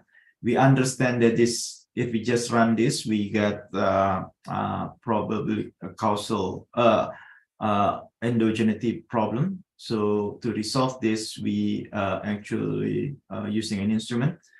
So this is we control, one important control is BTS. So we covered BTS at village level, so number of transmitter at village level. So then our instrument is signal. So in each firm, we measure the signal, how strong the signal in the firm. And we argue then when we control the number of BTS, as well as some geographic proximity, such as road width, elevation, then this signal is actually random. And the fact that you get a strong signal after you control the number of BTS in that village, it's actually, we argue it is random.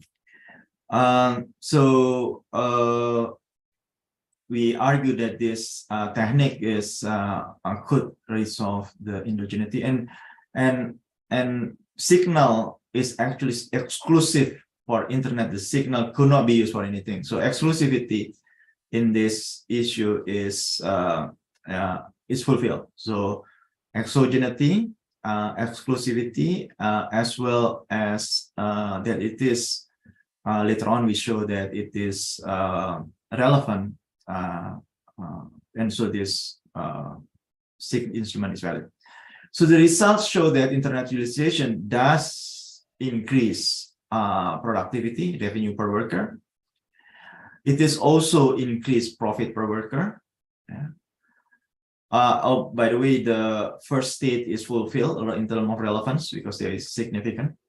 Yeah.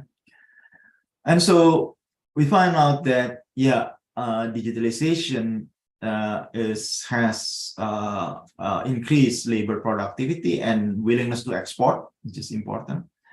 And among the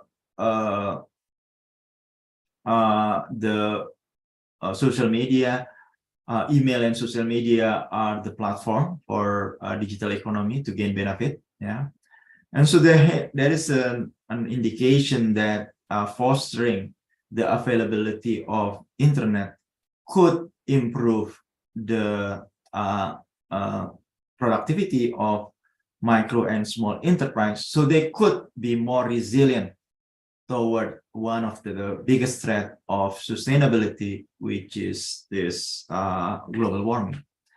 So that are my presentation. So my suggestion is that we start thinking about improving community by providing some kind of insurance that could actually disburse very quick. Yeah, and this is mostly index insurance.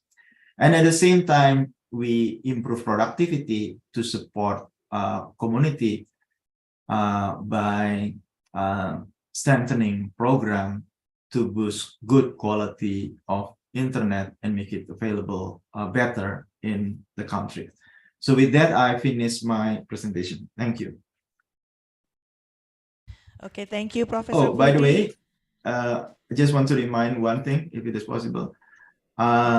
There's another conference in which this kind of work will be presented. It is in IRSA conference. Next year will be in Ambon in 15 to 16 July 2014, hosted by University of Patimura. Looking forward to see more work in this aspect over there. Thank you. Thank you, Professor Budi. Give big hands, big applause to Professor Budi Resosudarmo. Wow, next year will be in Ambon. Hopefully we can meet each other in Ambon. In this year, I really sorry cannot participate IRSA. But nevertheless, thank you very much, Professor Budi Reso Sudarmo. We see that there's two things to strengthening the resilience, community resilience. The first one is improving the community by the what is that? Insurance, yeah, community insurance, because we know that in Indonesia adaptations from natural disaster is really high. We need to have the resilience from the community. The second one is improve productivity by strengthening program for our community. So I would like, since I hear that Professor Budi will be leaving shortly on 10 a.m. So I would like to invite questions. Okay, one from here. Would you mind the committee help me to pass the microphone? Okay, one person. Okay, two, Professor Lilis. Okay, the other from online.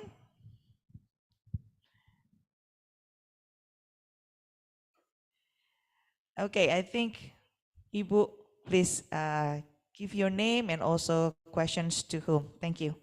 Okay, thank you for this opportunity, Bu Didi. I am Asnita Frida Sebayang from Universitas Islam Bandung.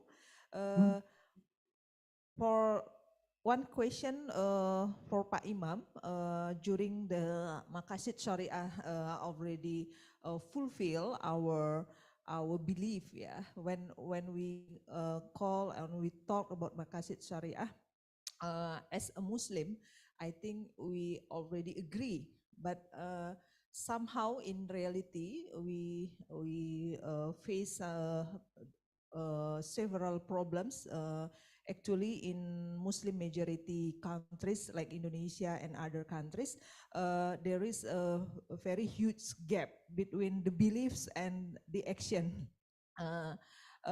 during the consumption. For example, we know that our GDP also mostly the biggest portion of consumption is one fact why we very difficult to maintain the sustainable development.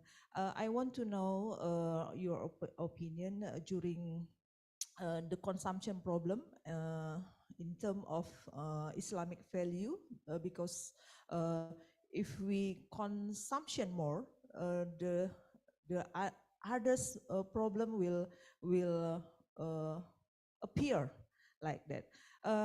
And for Pak Budi Rekso, thank you for the material. I'm very interesting with your material. In terms of social capital equality, Pak Budi, I see a very there are big issues about the corporate system and the poor ecosystem or community. And when we talk about small medium enterprises and we talk about some initial program to conduct good sustainable development, there are there is inequality power system when we talk about policy and also the corporate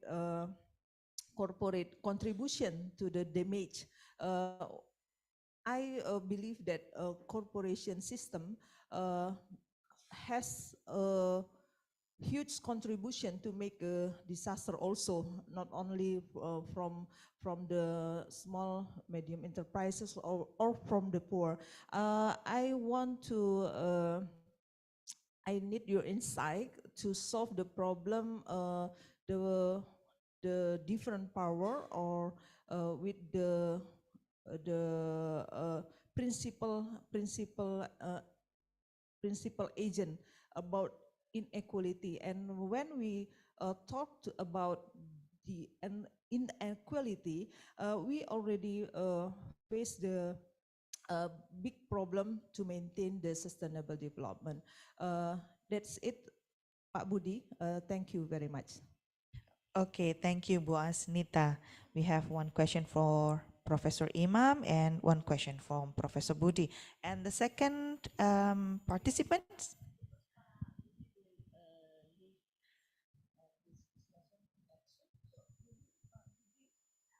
Okay, Bu Lilis, Prof. Lilis want to ask also to Prof. Budi? Oh, to Pak Imam, okay. And other, if someone wants to raise hands to ask the questions to Professor Budi? And for the online, please, if you have any questions. It's really rare to meet Professor Budi. Yeah, I think he's still in Australia, if I'm not mistaken. Okay, the second one is Professor Enda. Thank you. Yeah, thank you, Bu Didi. Halo Pak Budi, nice to meet you. Okay, only one questions. I'm interested in the measurement about the index of insurance, flood insurance in Jakarta. Yeah, maybe I want to know how about Yogyakarta that in Yogyakarta we have the area that prone to earthquake, and maybe any idea how to measure the index of earthquake for this disaster earthquake, yeah, in Yogyakarta, because in flood case we use the gate, yeah, water gate. How about if the case is earthquake? Thank you, Pak Budi. Okay, thank you, Professor Enda. Would you mind to hold on for a while, Prof. Budi? There's one question from our participant in here offline from Vietnam. Okay, Prof. Lilis, probably after Prof. Budi share the answer. Thank you, Prof. Okay, would you mind to share your name and the questions? Yes. Please. My name is Luan from Vietnam. So thank you to Professor for the interesting presentation, very informative information to send to us. And I would like to have one question to Professor Budi. Since you have mentioned about the insurance study in the case of Indonesia, so I think I have similar question to previous participant, but I really want to know the scenario of the study when you investigate that study. For example, you already asked how much the willingness to pay of the resident for the insurance, but do you have any further study to ensure that the insurance company can gain the benefit? And also how the Indonesian government can support for the insurance company as well as for the resident. Thank you. Okay, thank you, Juan from Vietnam. So we have three questions, Professor Budi. I think it's already three, yeah. Okay, I would like to invite Professor Budi. Are you still here? Yeah. Yeah. Yeah, Ibu. Okay, three questions for you. Time is yours. Thank you. Yeah. So the first one is the issue of inequality because of big firm, small small firm.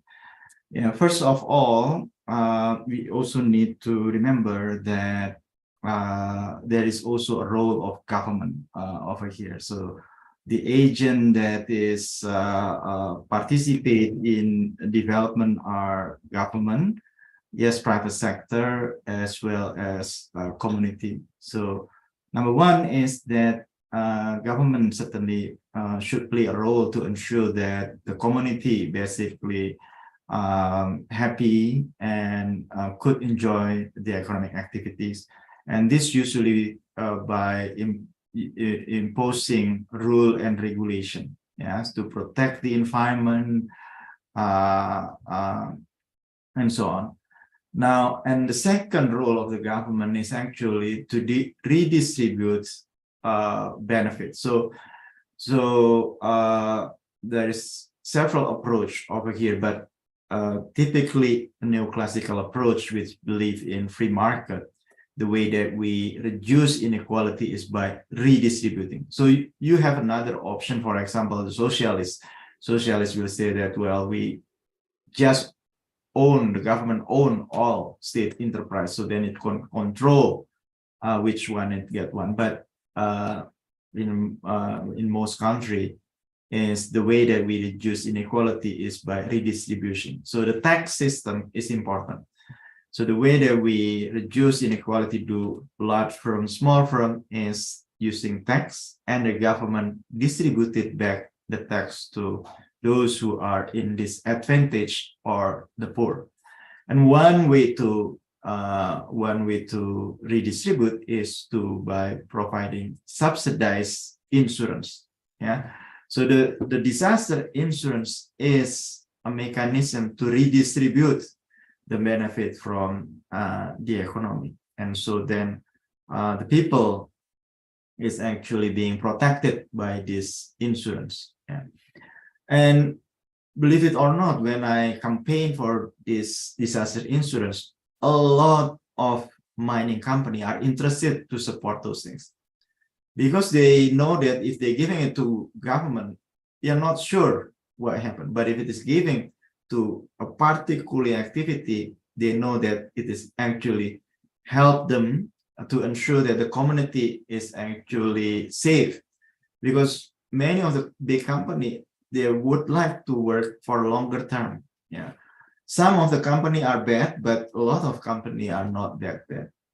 So that is also why I would like to promote this insurance, because this is a subsidized insurance. The poor doesn't have to pay, the same as our universal health insurance. Yeah, if you are richer, then you have to pay full. But if you're poor, you don't have to pay. So that is a way to redistribute. And this sometimes could be better rather than cash transfer. Yes, you need also to have cash transfer. But this one, cash transfer, could happen when you need it. It is not coming. Yeah? And the cash transfer, because it's routine, typically it's not big, it's small. And you basically ask the poor to save. You cannot. So this insurance system is basically forcing the poor to, in a way, saving from the government subsidy. So that's why I actually like to propose this system go along together with our universal health insurance as the way to protect the poor, to reduce inequality. And we could tax the high firm to pay for this activity. Now, whether government could actually have budget, now there are several opinions. But this year, this time, the government do have what we call it asuransi pertanian, yeah, the agriculture insurance, which is actually the same, is protecting farmer toward bad weather. Now, but the system they use is indemnity.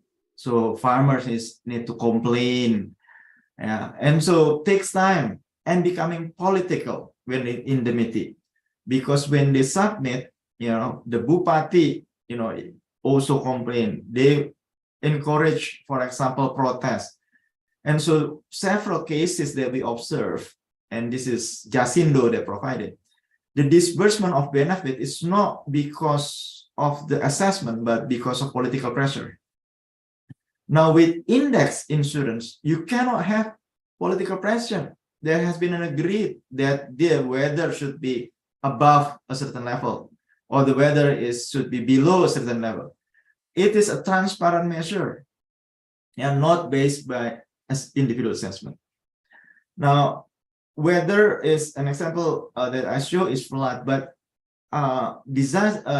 earthquake insurance is actually more available in Indonesia. Myanmar is provide disaster earthquake right now. They already have the package, and typically it's the scala rich scale, yeah, how big the earthquake is, and you could say that, well, if it is above 7, then the benefit is dispersed, but below 7 the benefit is not dispersed. So for earthquake we use the usually the scalar Richter scale to measure the bad or not so bad earthquake. So, and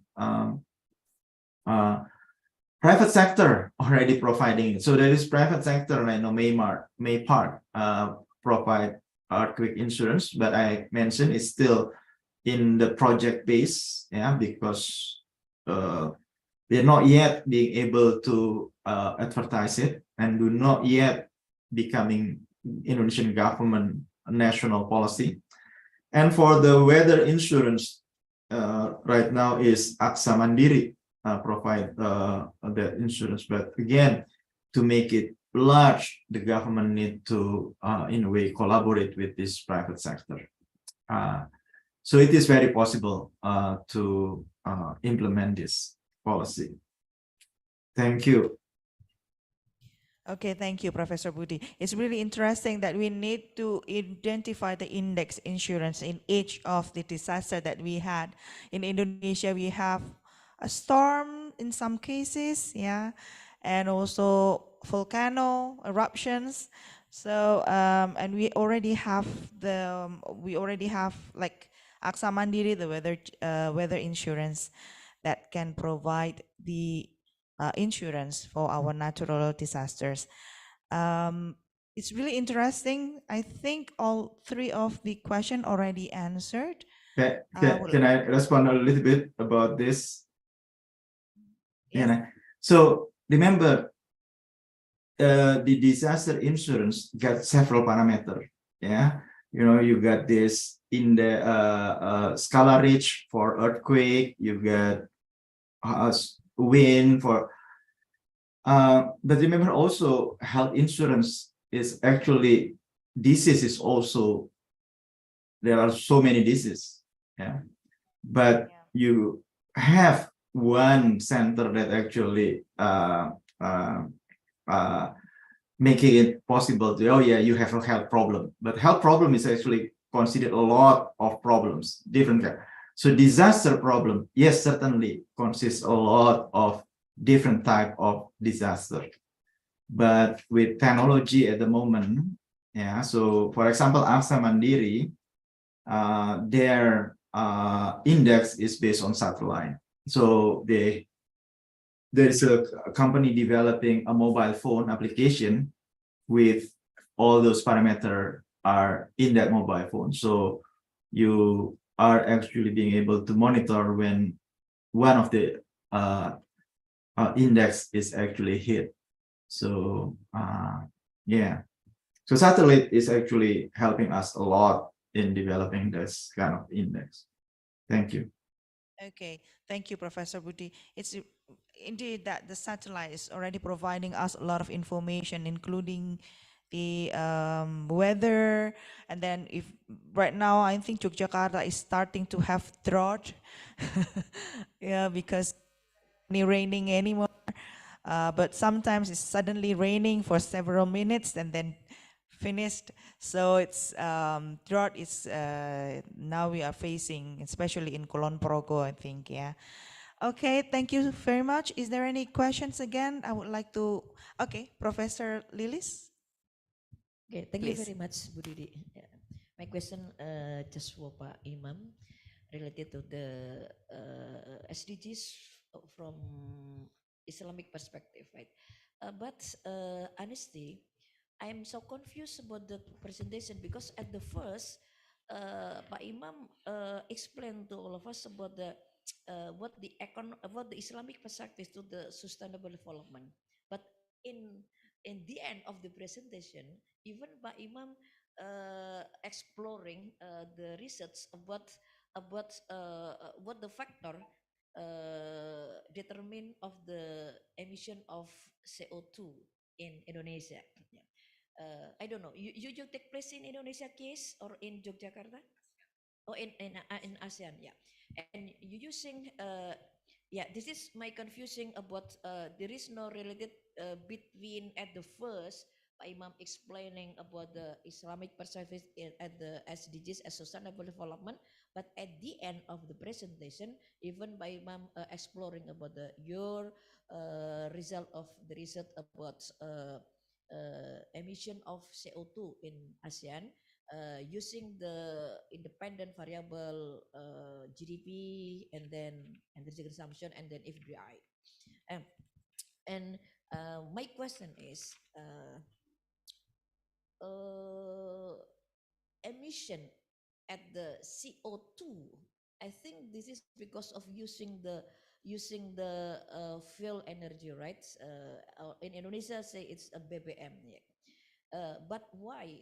What the logical theory that's FDI? Then you using at the factor that determine as CO2 in ASEAN, FDI. What the data of DI, the consumption of energy on FDI or the volume production of FDI, and also at the GDP. Yeah, I think GDP, the data GDP you use in this research only data at the nominal GDP, right? Not how much consumption of energy at the every sector in our GDP. Yeah. And the fact that uh, in Indonesia, transportation sector have a biggest contributor at the emission of CO2 because transportation sector in Indonesia as a biggest consumer of our energy, about 90%. Then the second consumer of our energy is in household. Yeah. If you explaining about the forest burning that contribution to the emission of CO2 in Indonesia, yeah, yeah, it is not true gitu, because by pusat data and information in Indonesia, 60% of fuel in Indonesia consumed by transportation sector, and a second sector is a household, and the third is industry. For the industry, not how much the number of industry in Indonesia, but how much fuel consumption in industrial sector. So if using FDI, how logical theoretical about that FDI and also GDP have the contribution to the emission of CO2 in ASEAN and also in Indonesia, because I think the contributor of the CO2 because of using fuel energy, and the biggest consumer in Indonesia is transportation sector. I think in all ASEAN country, transportation sector is the biggest consumer of fuel energy, and I think today Indonesia and also in ASEAN country, yeah, still using a fuel energy as in energy consumption. Yes, Indonesia today begin to utilizing renewable energy, and there are many rule, many policy created by the government, but there are many project of renewable energy not work anymore today because we lack of institutional in the utilizing of renewable energy to be a project of renewable energy to supply the energy to the community. The big problem in utilizing and project of renewable energy is there is no institutional building to make this project of renewable energy become sustainable in the future. Thank you very much. Okay, thank you, Professor Lilis. Before I give the time to Professor Imam, Professor Budi Sudarmo is sending the chat in the online. She would like to say sorry. He have to go for another meetings in his university. So he sent regards, hi, and good things that all of you are really enjoy the presentations, and he would like to meet you in Irsa Ambon. Hopefully we can join there, and happy discussion. That what's the Professor Budi said. Okay, Professor Imam, I think we have two questions from Ibu Asnita and also Prof. Lilis.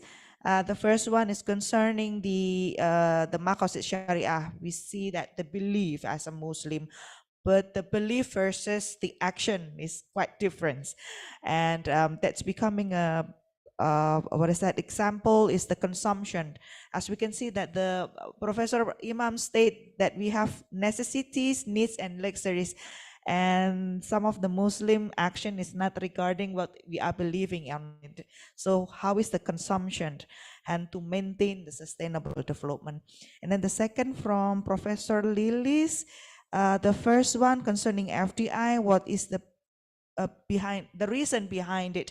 Why you using? Why Professor Imam used the FDI to say that the emission of CO2 is big in ASEAN or even in Indonesia, and also why GDP and why you use GDP nominal, not based on the consumption, as we can see that the main of the distributor of CO2 is came from transportation, and the second one is household.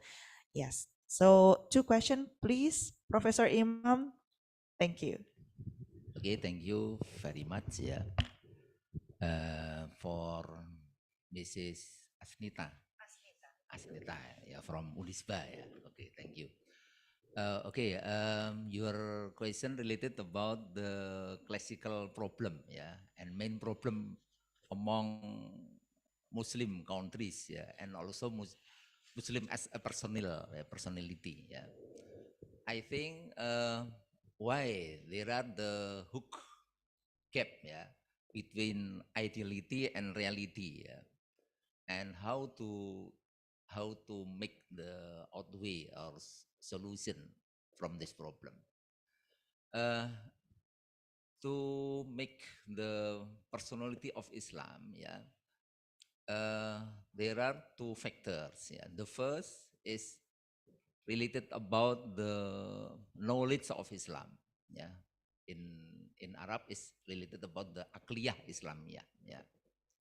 Akliyah Islamiyah, it is how the Muslim as the person can understand about the principle of Islam, can understand about the contents of Holy Quran, content about the Sunnah Rasul, how far we understand about the value of Islam.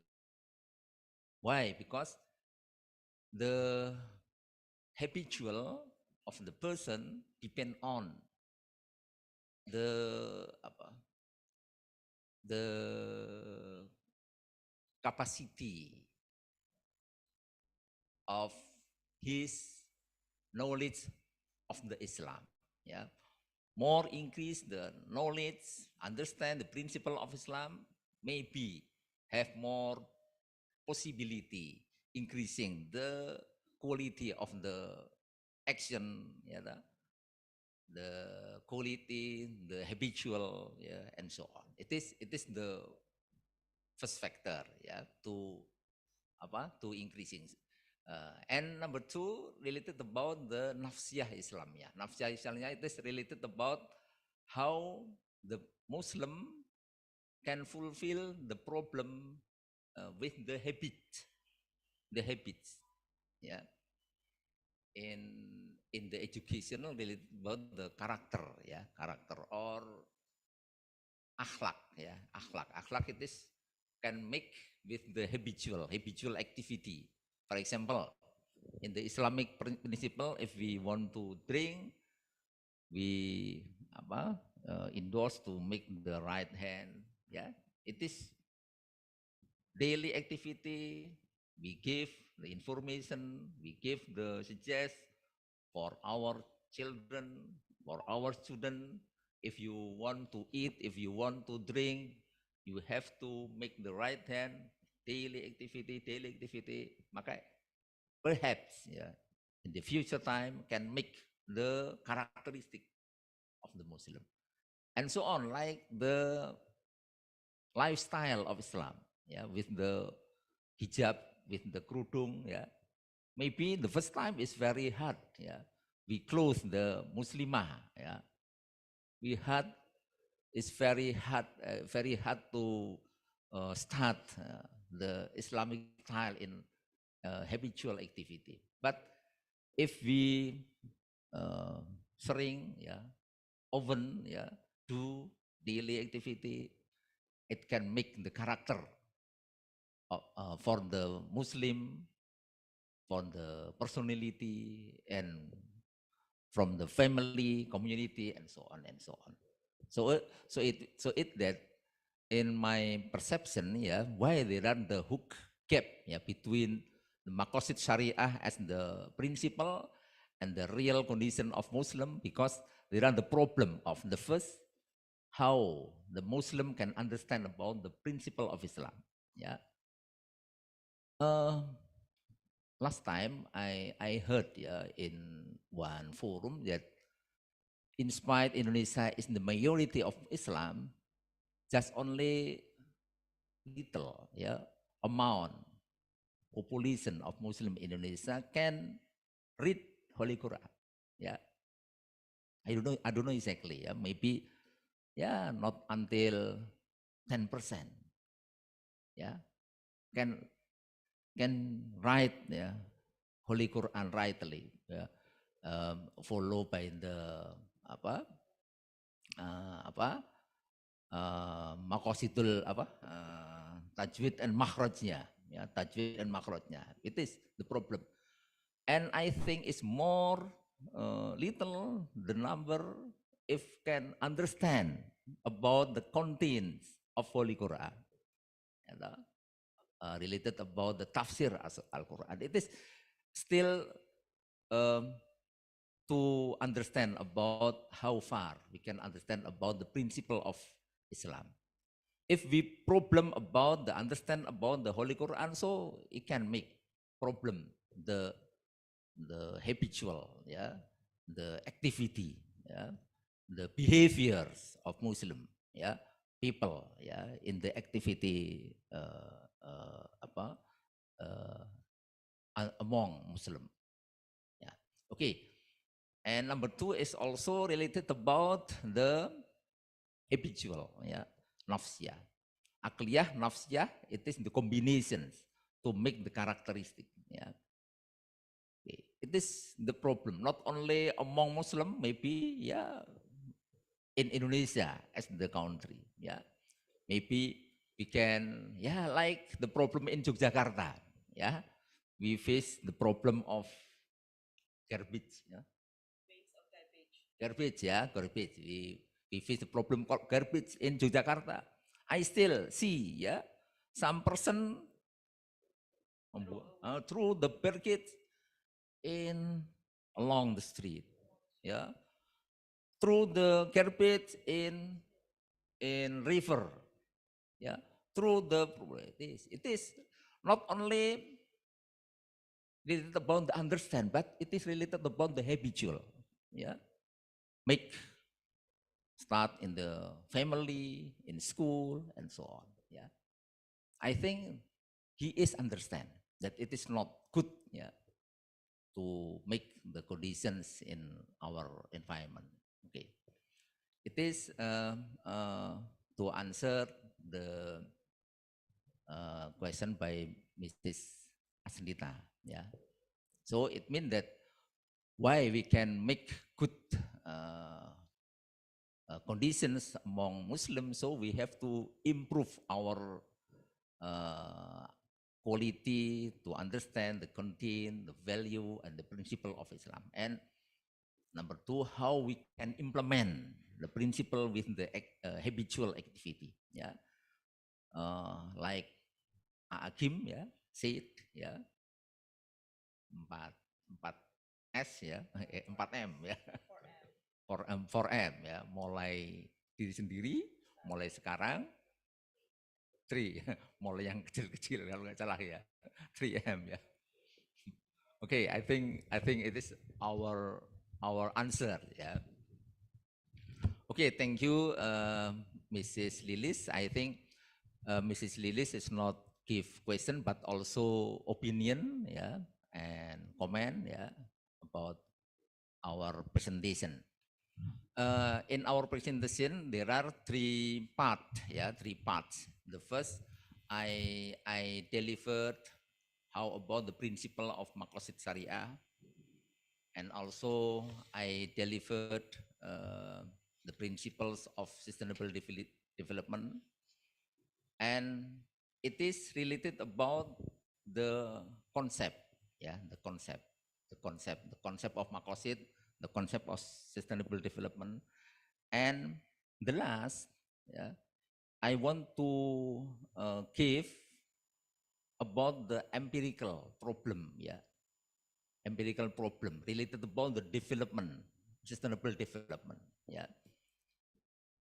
It is our PPT, yeah, why we combine between the reality and ideality, yeah. Okay, it is my argumentation why my PPT consists of there are the empirical evidence. Okay.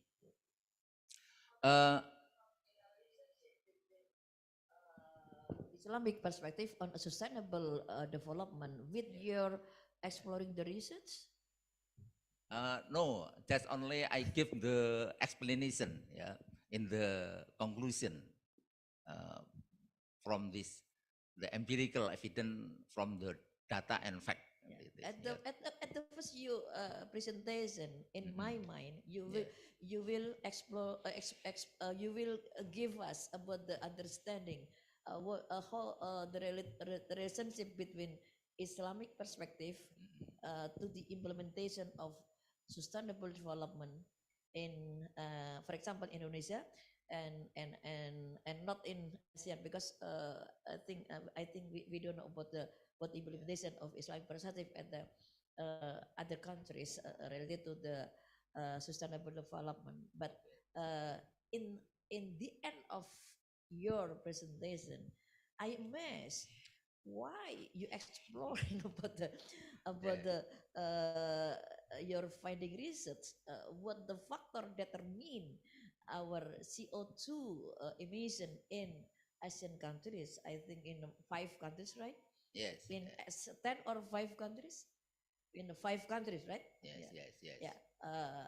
But at the beginning, your presentation, I expected that you will deliver uh, what relationship between this Makoshit with the implementation of sustainable development.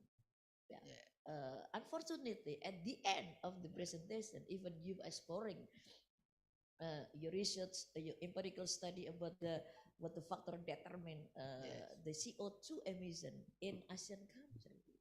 Yes, I think it is the suggestion, the recommendation to the next research. Yeah, we can add the other variable related about the Maqasid Syariah or religion aspect, maybe, yeah, religion aspect related about the emission CO2. Yeah.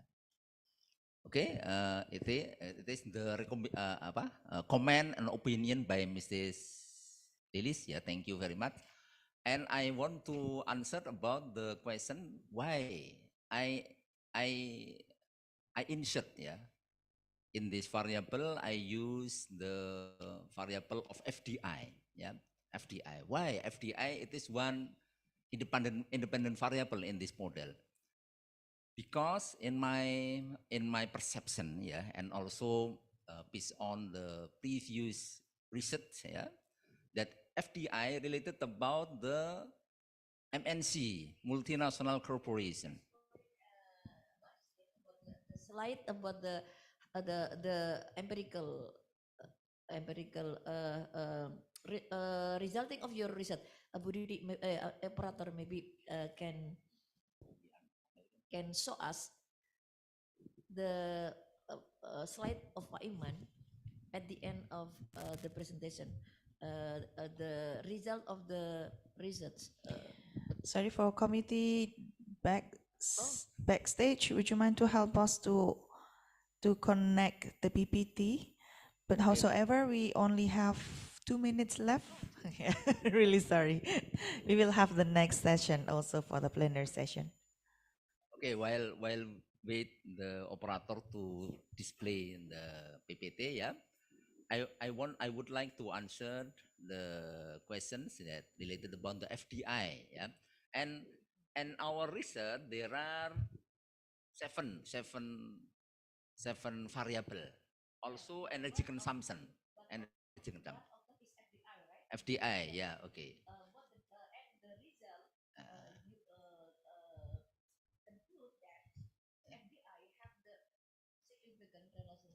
Yes, yes.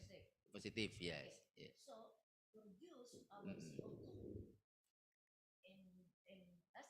Yes.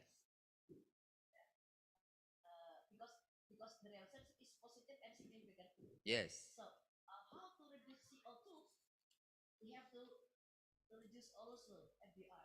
Yes. From this.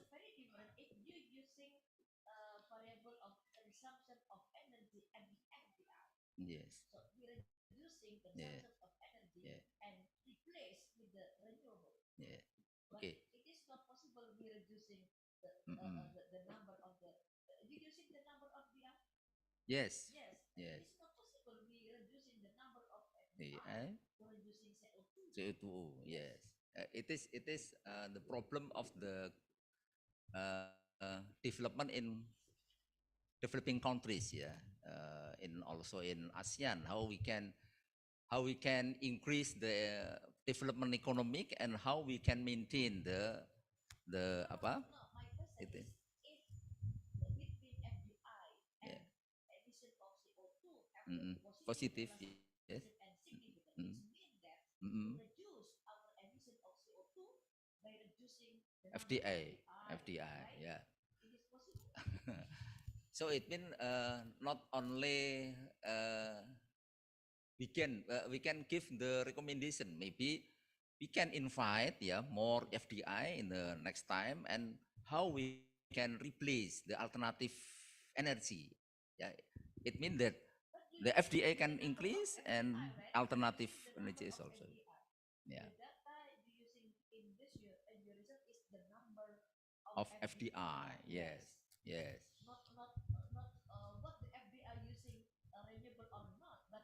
Yeah. FDI, yeah. Okay, I'm really sorry, because after this we still have the plenary sessions. We can you Thank can you. do the discussions in the next lunchtime probably, and do. And it's very Okay, interesting also. thank you very much about the comment, opinion, yeah, and question from Mrs. Lilis, yeah, and I will answer, yeah, after this Okay, session. okay. Okay, thank you very much. Thank you Assalamualaikum very much. warahmatullahi wabarakatuh. Please big applause for all of us for today's sessions.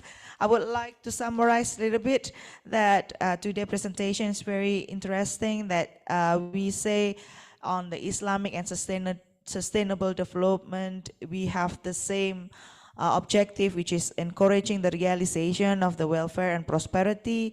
Like we are trying to also thinking about increasing the akhlak of human.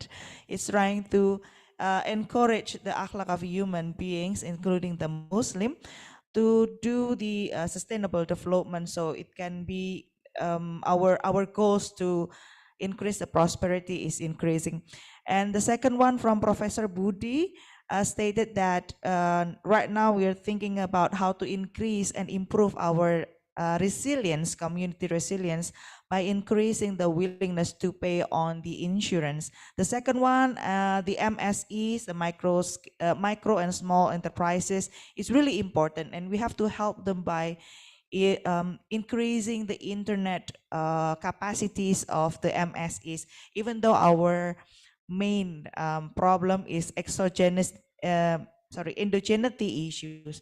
However, we can face it by increasing or equalizing our human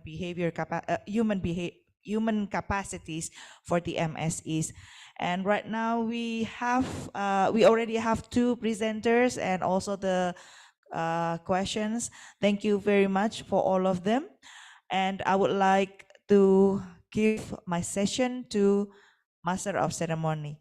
Thank you. Wassalamualaikum warahmatullahi wabarakatuh.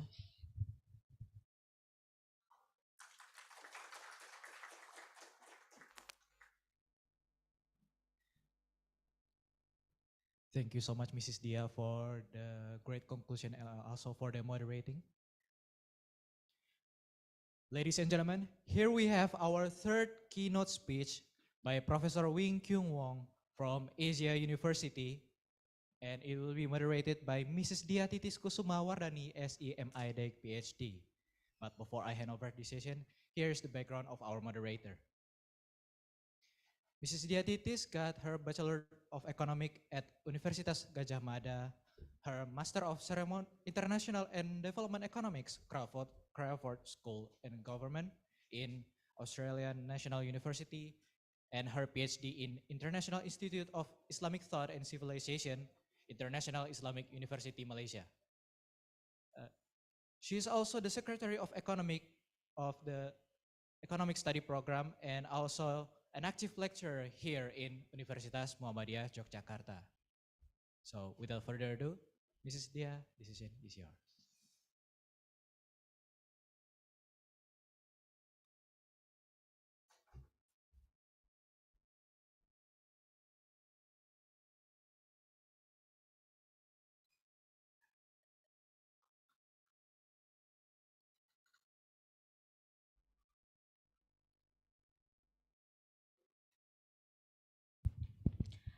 Assalamualaikum warahmatullahi wabarakatuh.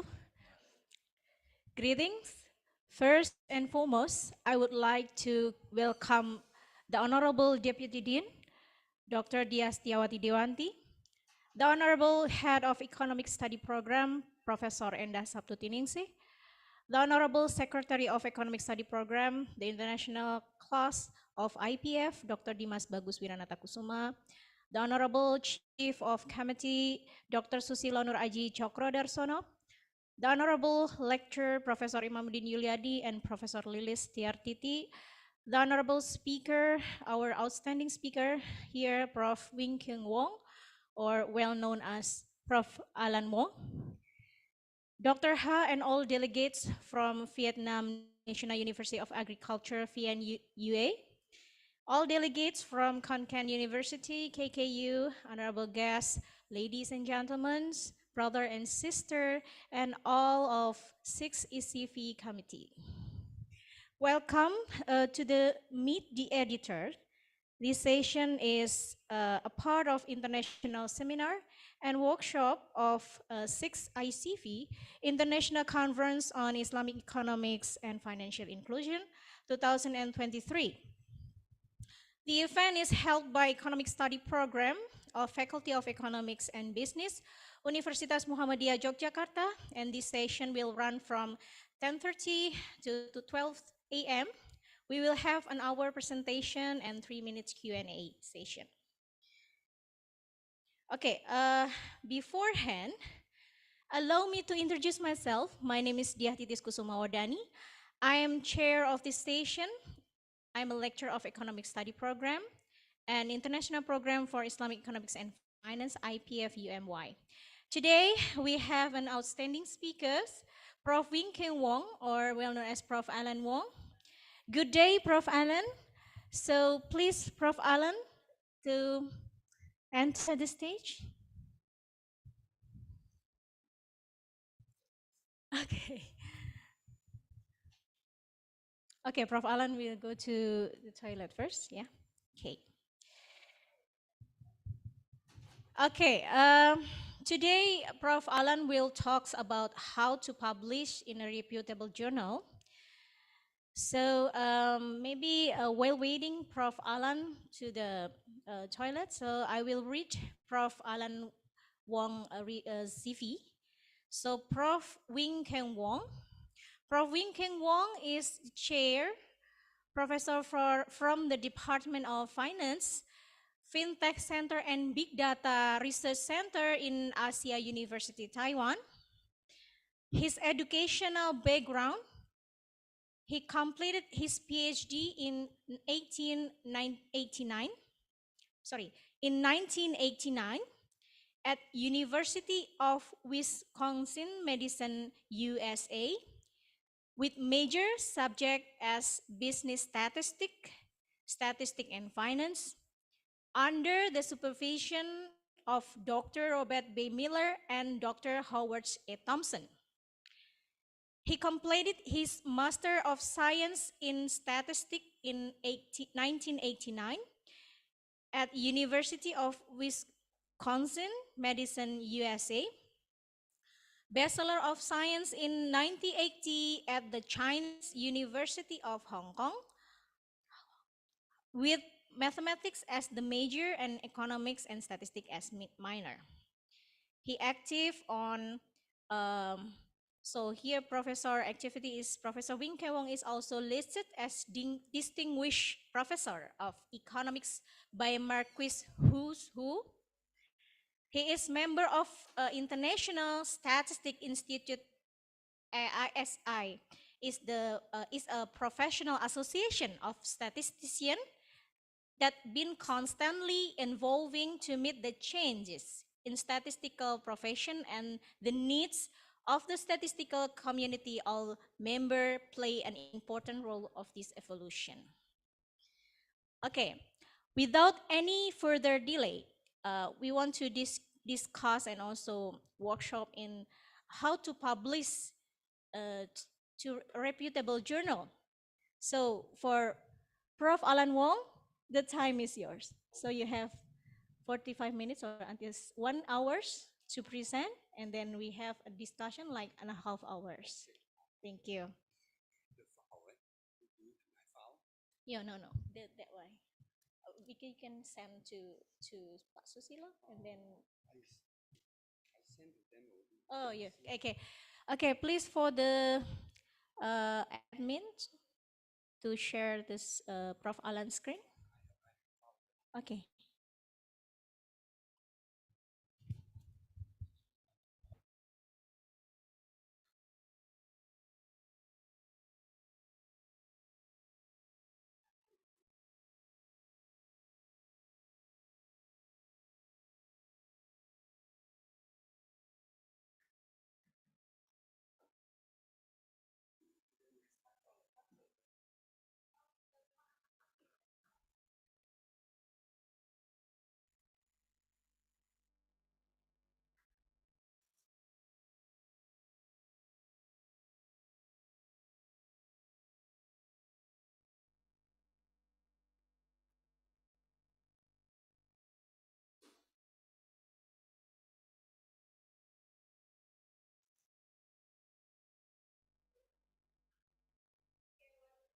While waiting for the settlement of PPT slide presentations, so this 6 ICV was a team effort, and I would like to note my gratitude and appreciation for the high commitments and hard work demonstrated by all parties.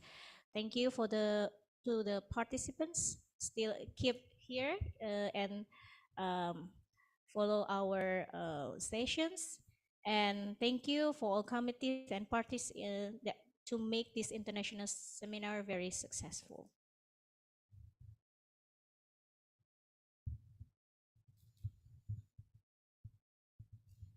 So actually I will make this workshop is interactive workshop. So if there is questions during or while the presentation of Prof. Alan Wong, so please do raise your hand, and then you could ask directly to Prof. Alan. Thank you.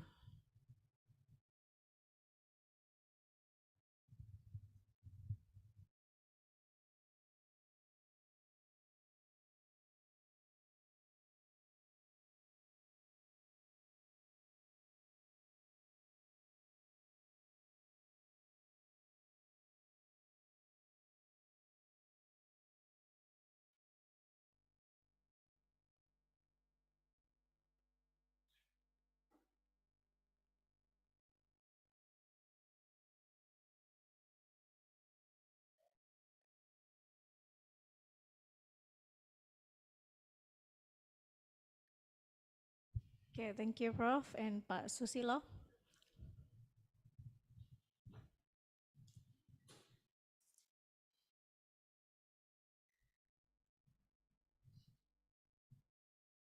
Okay, Prof. Alan, we will make this session more interactive, is it? Okay, thank you.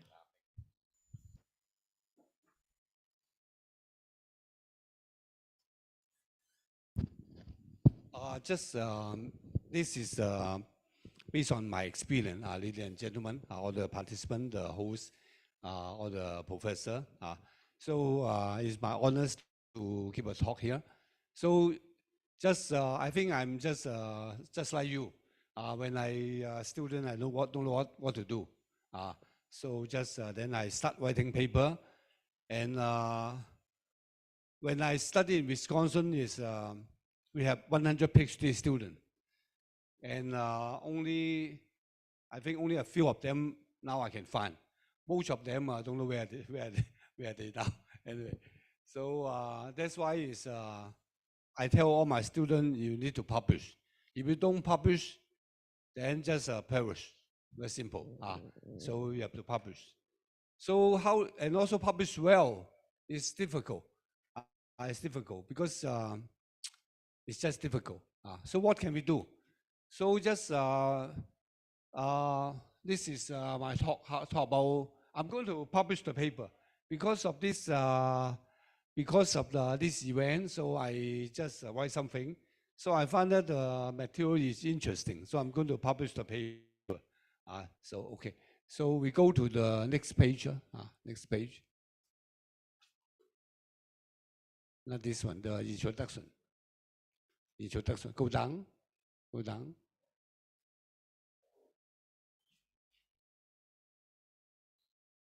This is my acknowledgement.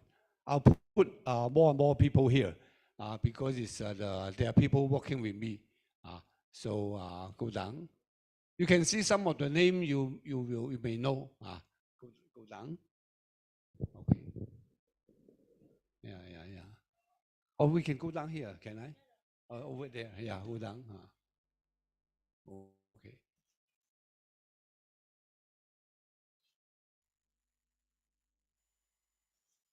Okay, go down.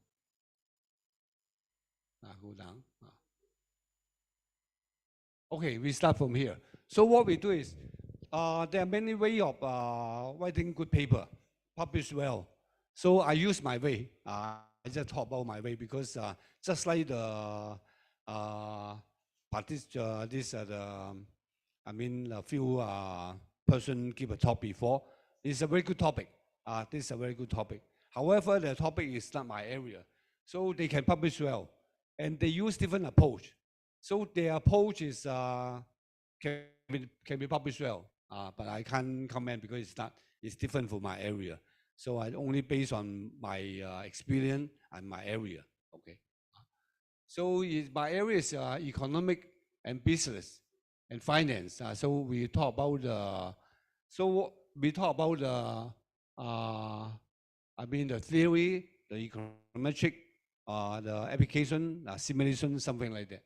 Okay. Go next page. Next page. Go down. Go down. Next session. Next session. Literature review, is it? Go down, please. Really again. Okay, now we can use this one. Yeah. That's better. That's better. Yeah.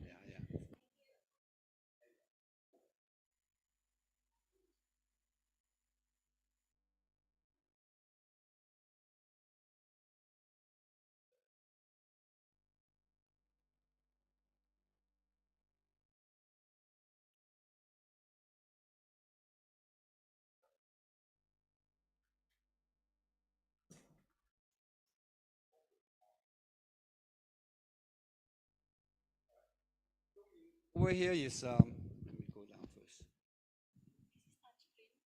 Yeah. Oh, okay, good. That's good. All right.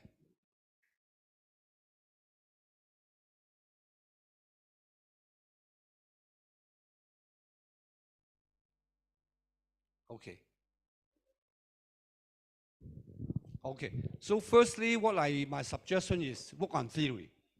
If you work on application, there are many people can do application. Then why should they publish your paper? Are you writing better English? Are you wherever?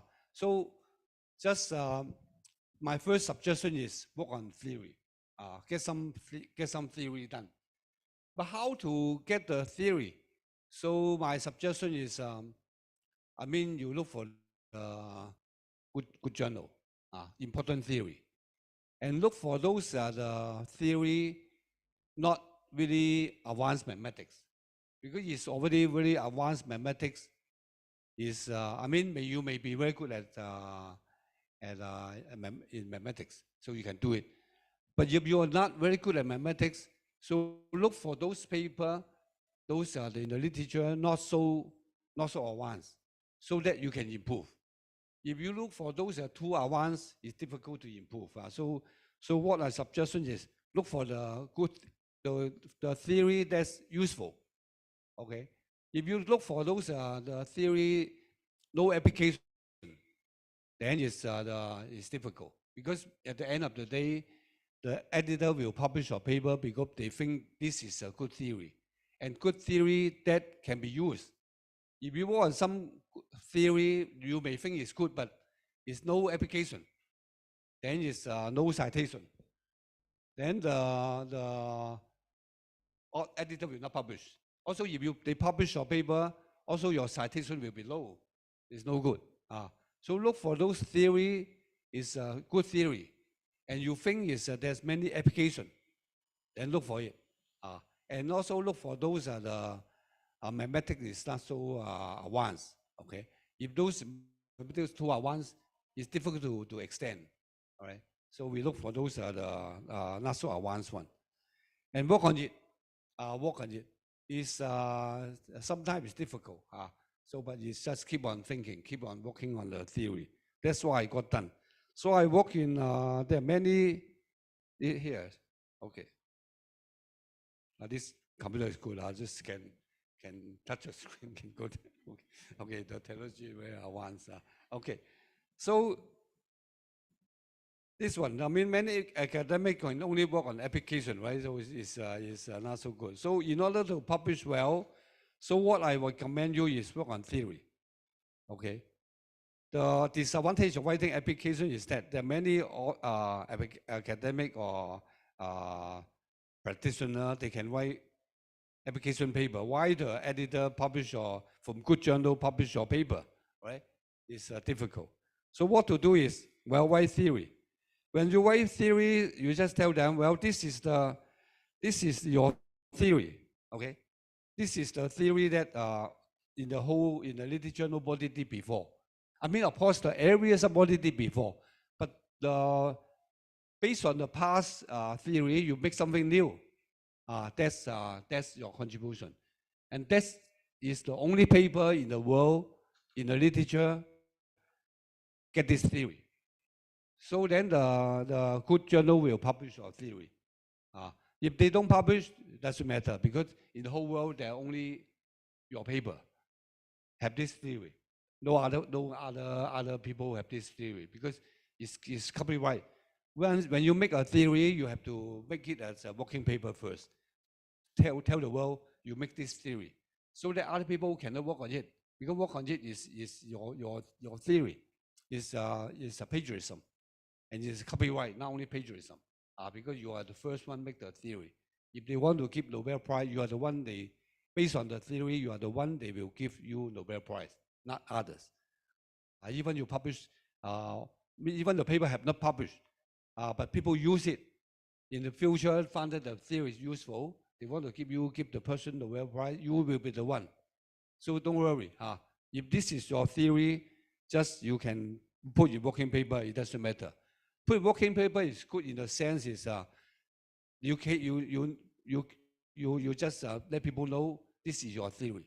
So that other people, if they work on it, they can work on extension, but they cannot work on this part of the theory in your paper. That's very important. So put in working paper. So if the top journal, the A journal, the top A journal don't accept it, doesn't matter. Send to another A journal. There are many A journal. So if your theory is good, you find some good. They'll eventually you get the paper published. Just like when maybe you know I'm in finance, but actually my first degree is mathematics. That's why I like to work on mathematics theory. Then after that, I study statistics and finance. So the first finance course I take is the basic finance.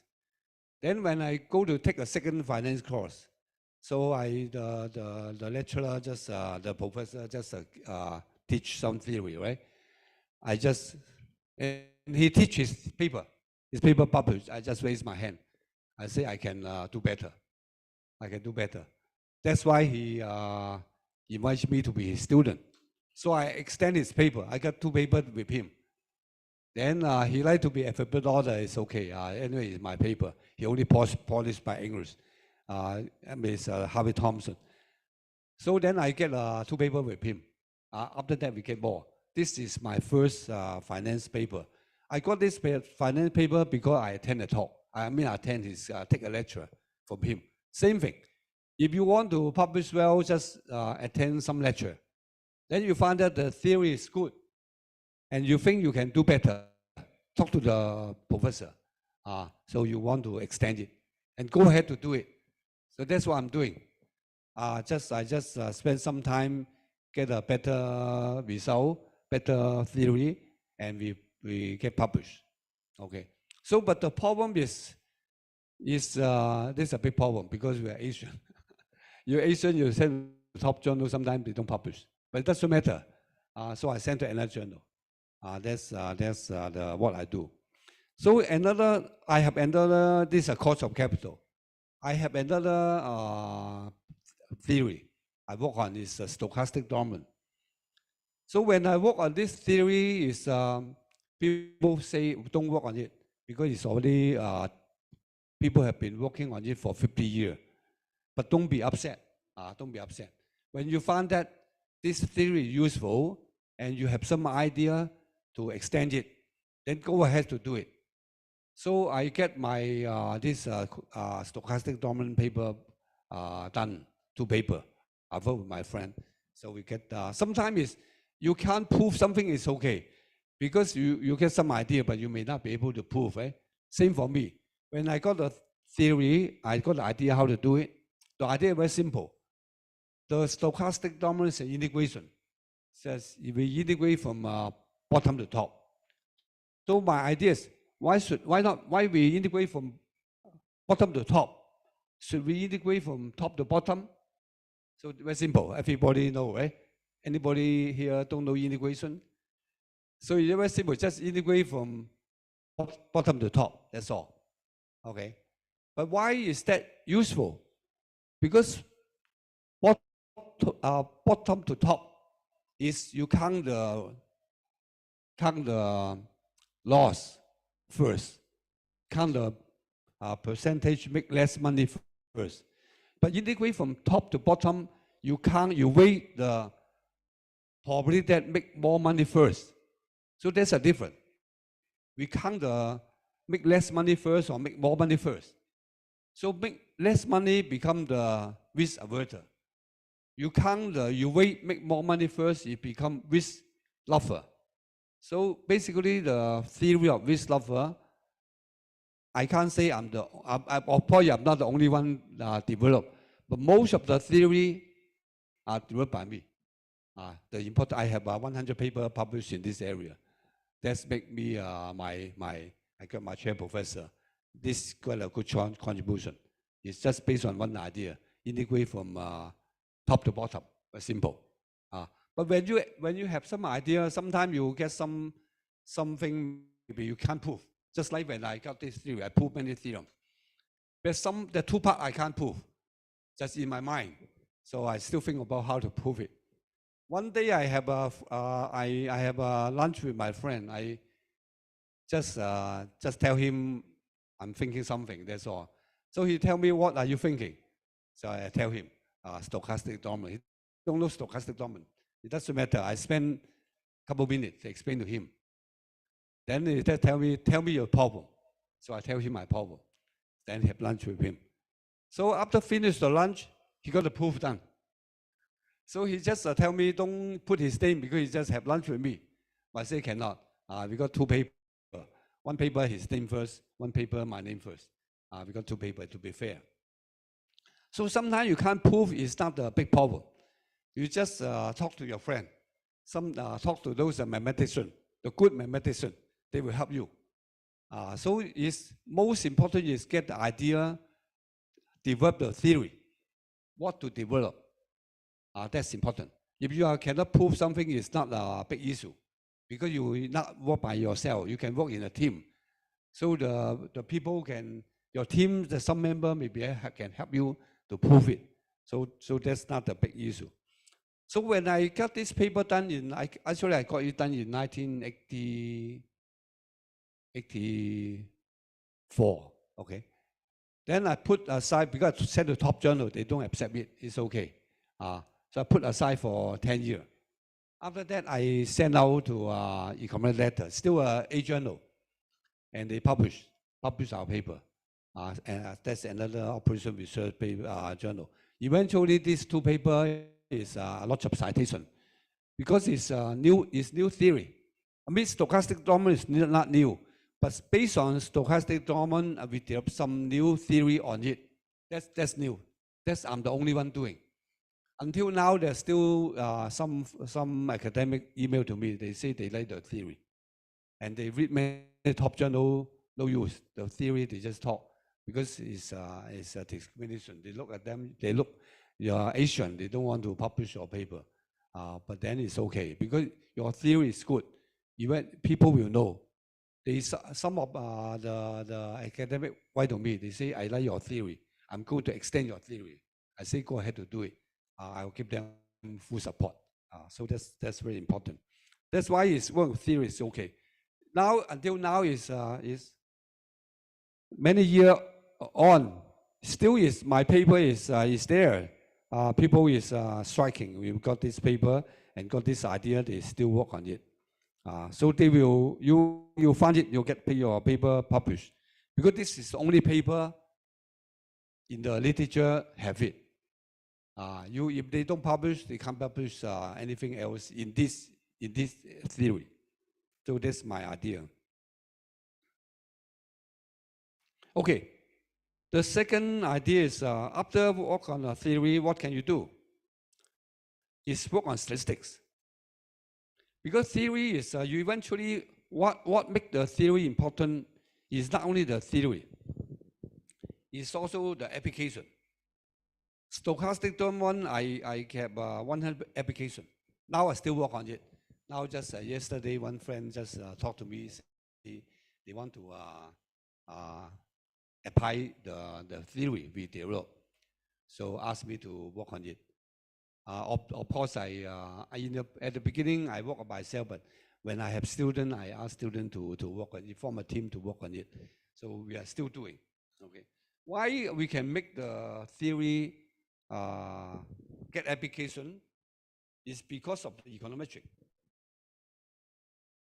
So work on the econometric.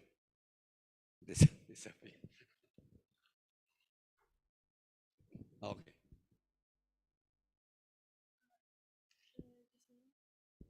Yeah, okay. So what on the econometric? All right. So you get your econometric done. Then also this is only econometric. Okay, only statistic in the world, in the literature. So they have to publish a paper if they want this area. If they don't want, it's another story. If they don't want, doesn't matter. You send to another top journal. There are many A journal. Then you get it published. So I've been working on many theory and many econometric. All right. So then I got this eventually. I mean, you can get it published. It's also same thing. You work on some statistic that can be used You work on some statistic that no application, then it's no good. You work on some statistic that can be used, and then you'll get it published well.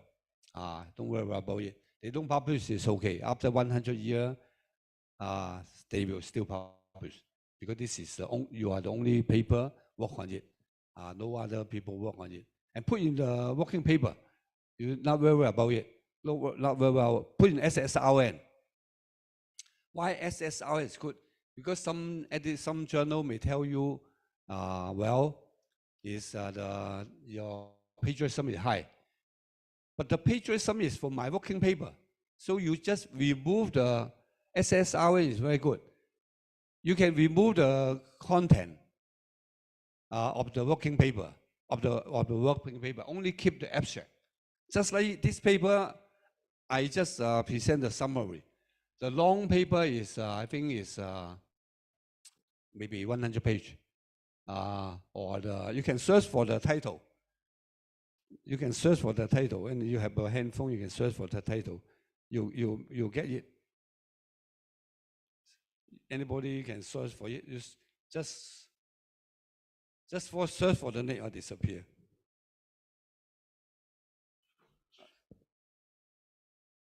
Oh, this one. Okay. No.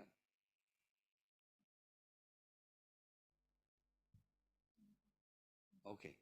So you just search for the title. I do it slowly. Do it slowly. Anybody try search for the title? My title is, see whether you can get it. Then you can get my paper.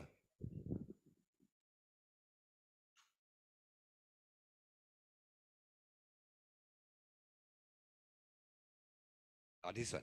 How to get paper published in reputable journal. Anybody find it? You search for the internet, see whether you can find it. Anybody can find it? You search for the paper, see whether I put the log. This is only the summary, very short, because I have I think more than 50 pages in my paper. If I present 50 pages, 1 hour definitely not enough. Probably I think I need to have the whole course talk about it. The one course also cannot finish because the content is very rich.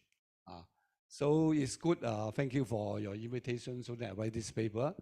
I'm going to publish this paper because I found this people like this idea, and some famous academic also emailed to me. They saw the paper. They say they enjoy reading it. They get some new idea. They get some idea on how to write a paper. That's why I intend to publish this paper. And because of your invitation, now I get one more paper. And I invite my friend to join me because this paper is the problem. It's a lot of similarity because wherever in this working paper is new, is I write on it. Wherever in this is summary, is a new. But wherever in the original, in the working paper, the long paper, is based on the theory I developed. That's why there will be a high similarity. So I invite a person willing to cut down similarity, join me as a co-author. Anybody willing to do it, you are welcome to join me. Okay. So you look for it, you'll get this paper. So the second thing, what you can do is write statistics. So you may ask, your statistic not so good. Your theory of statistics it's not a big problem. So you work with the people, they are good at statistics. Because this is your idea. Stochastic dominant is okay. Stochastic dominant is the theory I've been developed for many years. Then I have idea how to develop the statistic. Then I invite some of my friends to join me, and invite my student to join me. Then we got some paper done. And I got the first paper done in I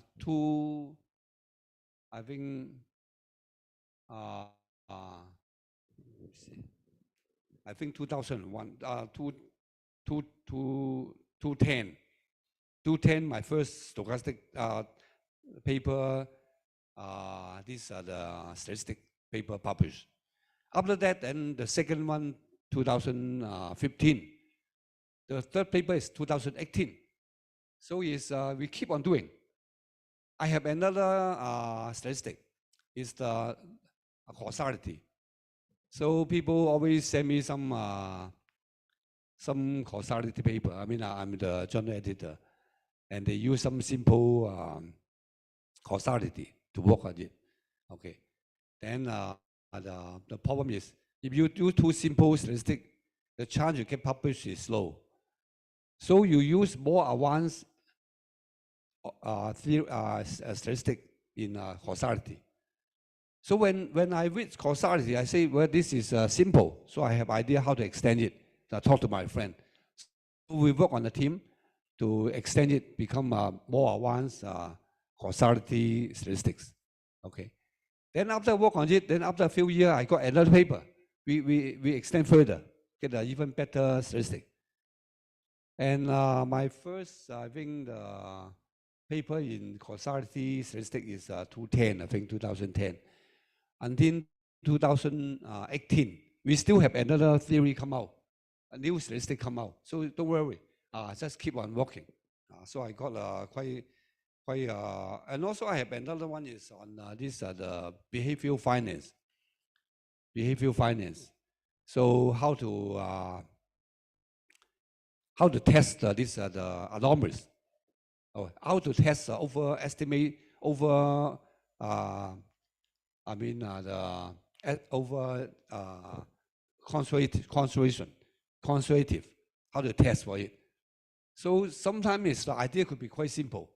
Then we come out some statistic to do it. It's simple statistics. You may want to extend it.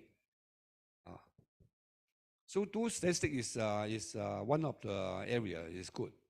And work in a team.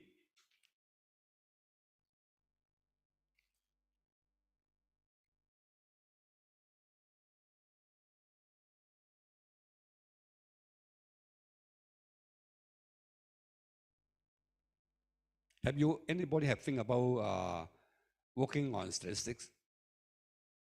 Now, work on statistics is good. Just like the presenter, in the first session, they present a lot of good idea. But there's one major problem of their talk is, I mean, they can publish well in other journal, but not my journal, because my journal, we aim at look at the result. What's the result? Because if you only talk about what you think about the world will be, what you think about the carbon, dioxide, all this sort of thing, the emission. So maybe I can answer. I mean, you keep a very good talk. Is keep questions. Is carbon dioxide dioxide is going up? Then this will reduce the economy, right? The GDP, or reduce the FDI, all this sort of thing, right? It's true, but actually it's partially true, not completely true, because you can get more advanced technique on the energy, so that you can reduce this emission, as well as you keep your GDP. It's not cannot be done, but of course it's difficult. It's a new new development in the energy, so can be done. But then you talk also no use. What we want is show me the number, show me the evidence, not evidence from your work, evidence from the data. So if you want to publish a good journal, wherever you talk, tell me some idea, tell me some number, and try to use advanced econometric to work on it. Then you get a good publication. So in the first session, they talk all these are very good. I mean, I would say all are very good, but I don't have comment, because when I comment, I will tell them, show me evidence from the data. So if they don't have evidence, I don't know what to say, because my area is the number. So I have many application paper published. Why can publish at a good journal? Why can publish? Because we use the data to show that, well, technology improvement could bring the emission of reduce the emission, reduce the carbon dioxide at one hand, but on the other hand, not reduce the GDP. That can be done. But you say it's no use. I mean, you can say anything, right? But you say with the number, say with the statistics, say with your analysis. So analysis is based on the statistics. So good at statistics is important. So I tell my students is try to learn some statistics. Learn something that you're good at. Then you just using your skill to work on the application. So you work on one application first.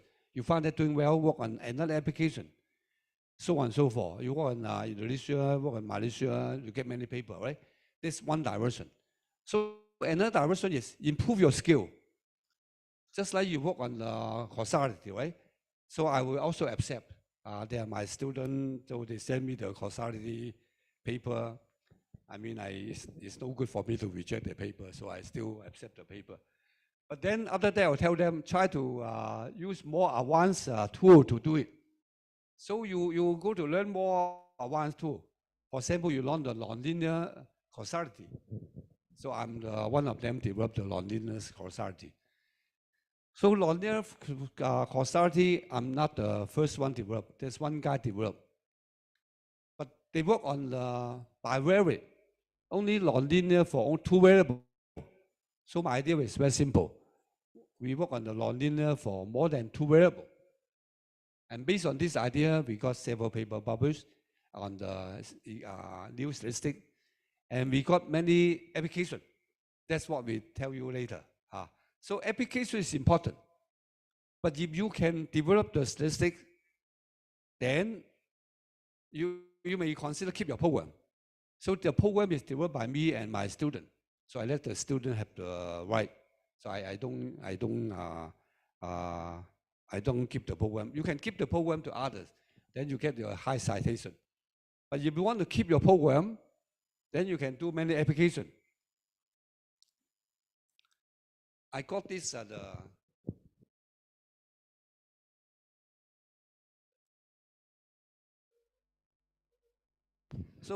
it's okay. So I have one visitor. This Modi Tigu. He's very good. His supervisor is a famous mathematician. Work on Pearson. I don't know whether you know him. The Pearson. You can look for a Pearson. So he's his supervisor. Then he extend his supervisor's work on the robust estimation. Pearson is the third moment, fourth moment, mean variance. You know mean variance, right? So the Pearson talk about the third moment. Then this Modi Tigu is developed this statistic on the third moment, fourth moment, all this stuff thing. But he worked on regression. So in 1990, I forget 1990 something, 1993 probably. He come to 1991 maybe. He come to visit NUS.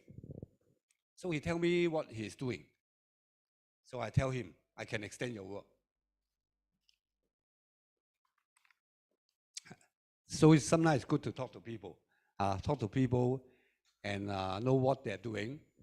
Then you tell them,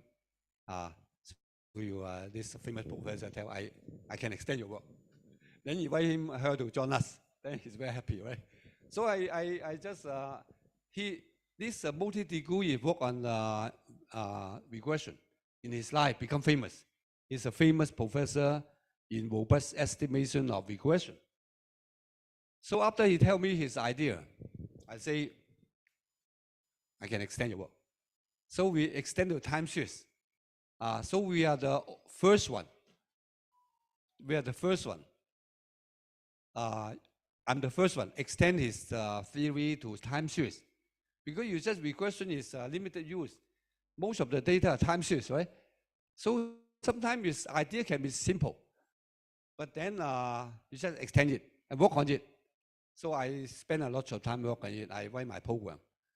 So we get couple paper done. He have to invite me to, because I'm the only one get my program. But then he's a famous professor. He asked me for my program. If you were me, you want to keep him in my program or not? You want to keep him or not? Like him? What to do? This gentleman, if your friend want to ask you a program, you want to keep him the program? Give or don't give? He's a famous professor. I don't think I would be willing to. You give or don't give? I keep it for myself. You give him? Okay. That's what I do. That's what I'm doing. I keep him my program. But the price to pay to keep in the program is he work on the time sheets. After that, he get many time sheets paper done. But don't invite me to the paper. So it's your choice. So if I keep the program, after that he work on many time sheets paper using my program or extend my program wherever. But my program is the basic thing I write my program. I'm also a programmer. So you also try to learn some programming so that you write your program. Then you may decide whether you want to keep your program to your friend. If you keep your program to your friend, same I have another friend also, he is a top.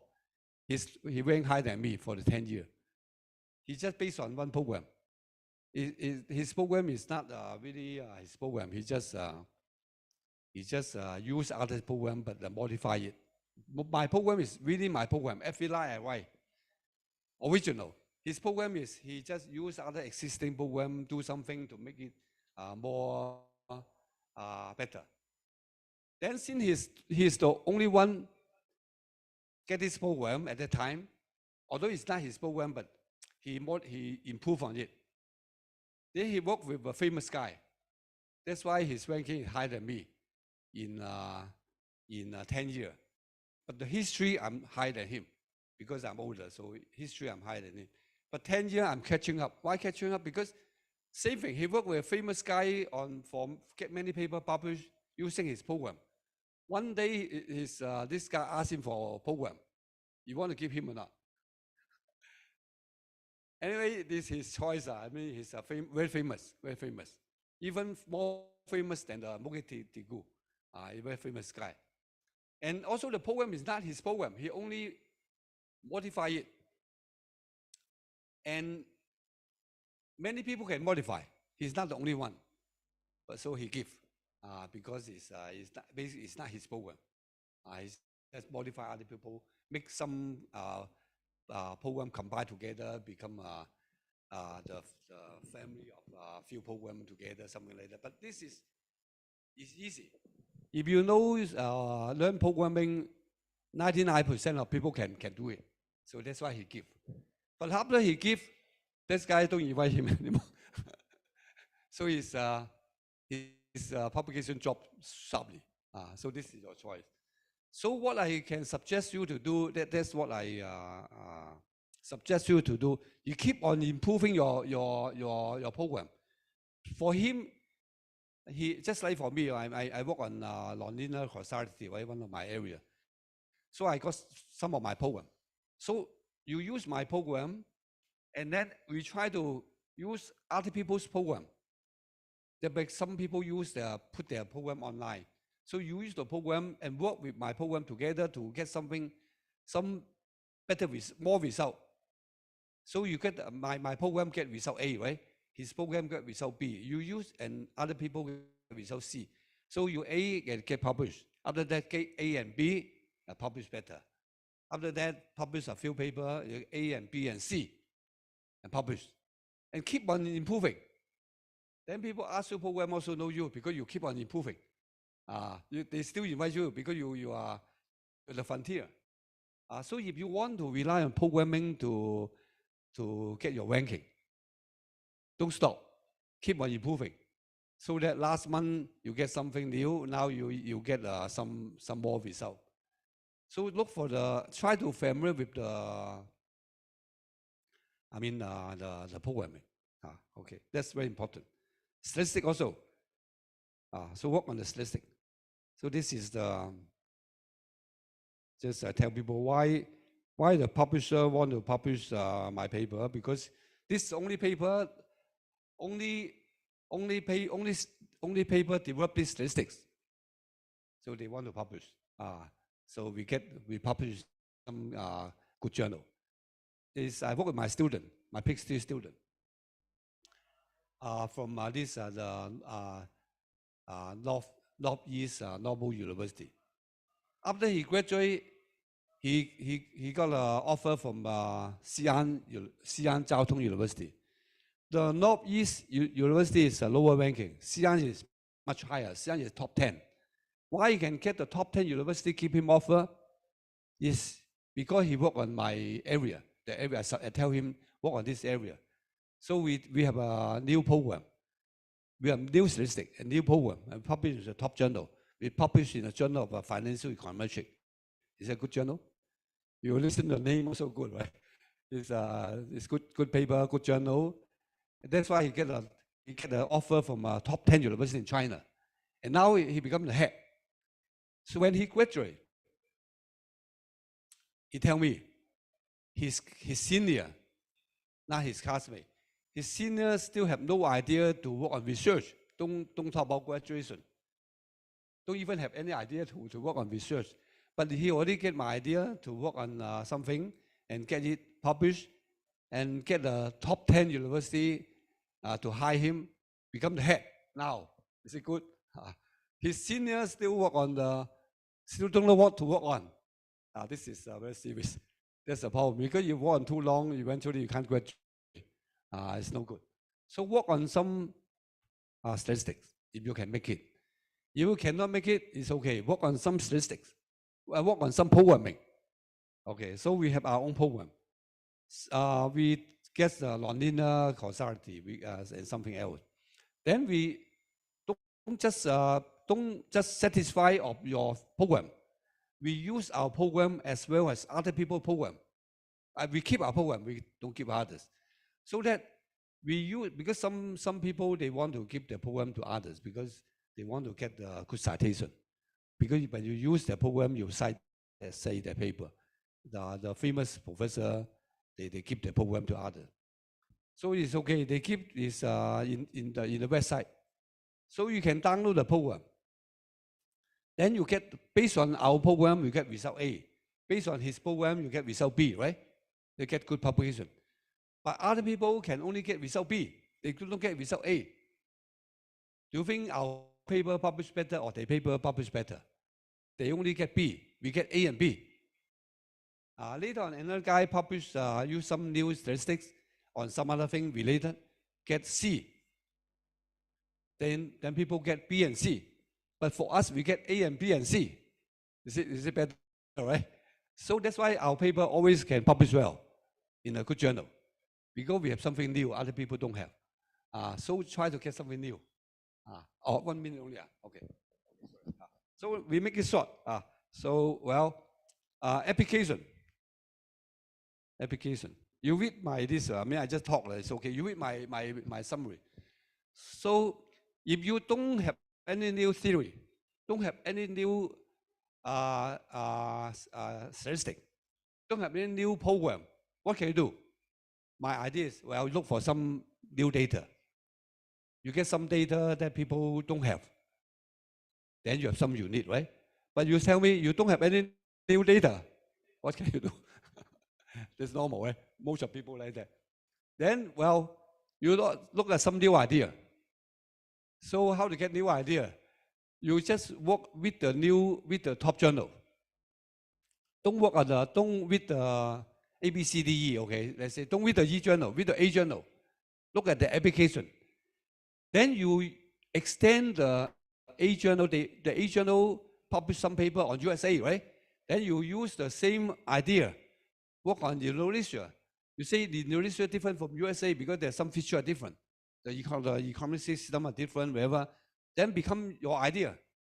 Then you can publish.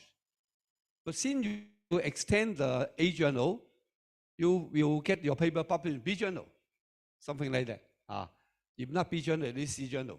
But if you extend the paper, E journal paper, you can only get F journal. E journal bottom already, the Scoper journal, you extend it, Then you can get the paper published non-scope. No good.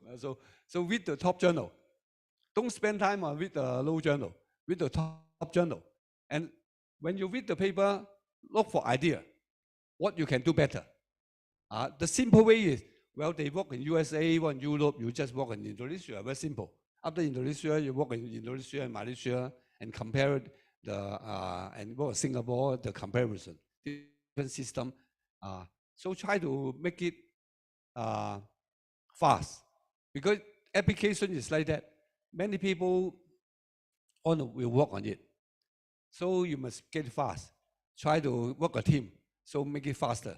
Some people write well, somebody do the analysis well. So work on team, get it better. I think I stopped. You read my paper. You will have a whole year enjoy meeting because there are many theory there, there are many statistics there, many applications there. And I'm going to publish my paper. So because of your invitation now, I get one more paper published. And anybody want to join me, let me know. Your job is very simple, to cut down similarity. Okay, because now similarity is 99%. It's very high. It's a tough job. You'll be the first, whoever do the most reduce the similarity, I let you be the first offer. Okay, thank you. Thank you. Give big applause to Prof. Alan Wong. So wow, very interesting, Prof. So I highlight some point here. So how to publish in reputable journals. First is put the good or new theory in your paper, and then what theory to develop. And the second is put some new data. And number three, it put some new idea. And then four, put also application in your paper. Since low application, then low citation. Number five, use some numbers, statistic. Number six, use econometric, new econometric theory in economics and business. And then seven, improve your skill in writing. And the last, try to work in team, work faster. That's my point to the Prof. Alan presentation. So for your informations, audience and participants. So here, Prof. Wing Ke Wong is the editorial board of ADS Advanced in Decision Sciences journals indexed in Q3 Scopus, and then also Annals of Financial Economics journals indexed in Q2 Scopus, and he also a guest editorial board in Emerald Journal. The name is Studies in Economics and Finance. So feel free to write, join publication with Prof. Alan. And maybe I will open three participants to post the question. So please, Prof. Lilis, the time is yours, Prof. Yeah, thank you very much, Bu Titis, and thank you very much for Mr. Alan for your nice presentation today. And I hope there are many questions after me. Okay, Mr. Alan, yes. I highlight about the application research and new theory. Sorry. Uh, ap- application application paper, yeah, application paper and new theoretical paper. That's you advise to the academician that it is better the academician publish the new theory in this paper. What's wrong with the application research? Yeah, what's wrong? Yeah, I think application research is also have the benefit to the society because the research result can also uh, application at soon. Yeah. For example, if we ask by the industry and then make the collaboration research with industry, we can answer the problem in industry and we can contribute to the industry, and then industry can growth because our collaboration research. And also when we ask by a certain company, or we ask by the government to make a joint research, and then this research can contribute at the policymaker and then application at the local or in the central government. I think this is this is better also the application research conduct by the academics, and not only new theoretical research. Yeah,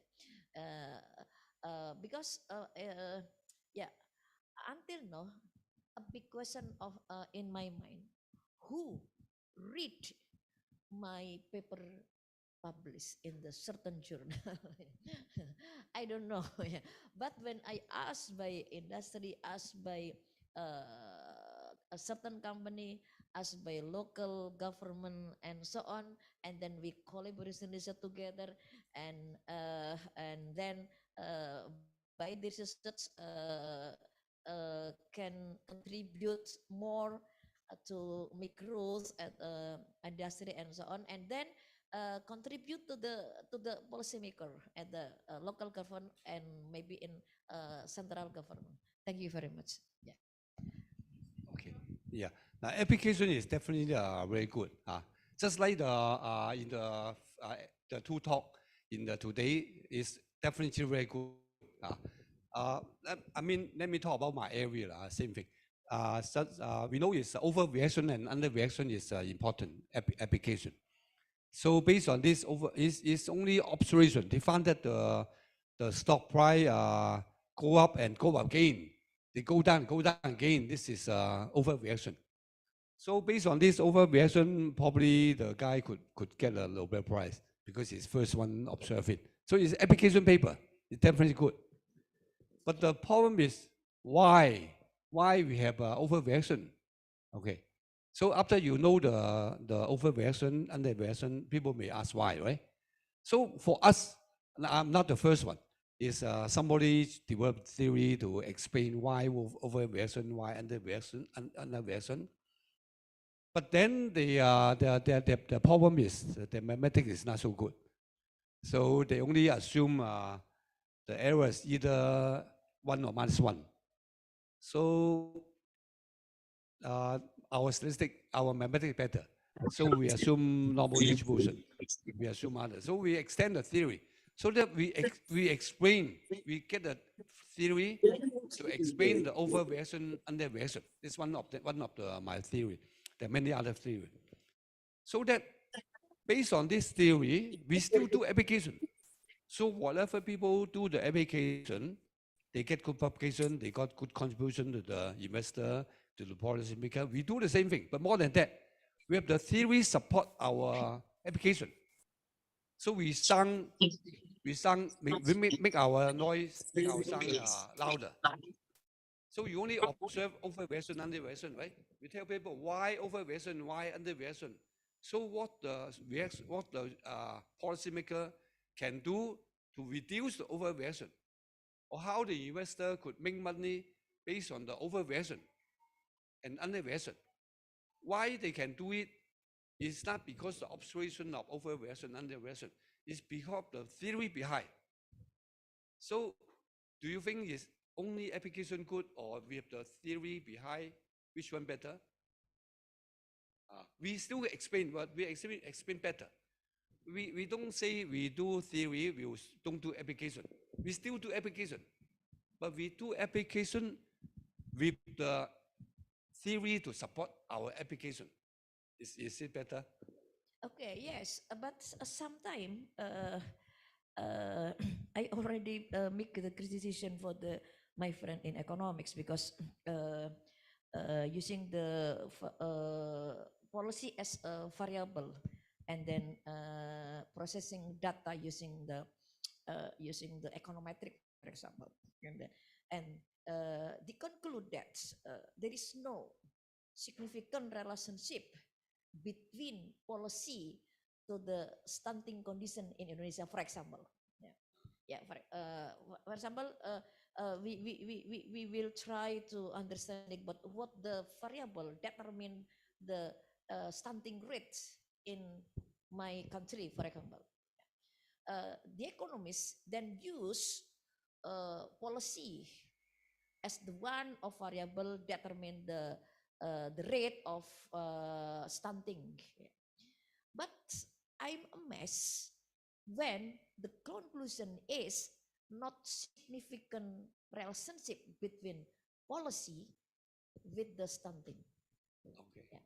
It is not possible because um, what uh, what happened in our life related to the policy that created by the government. Yes, Okay.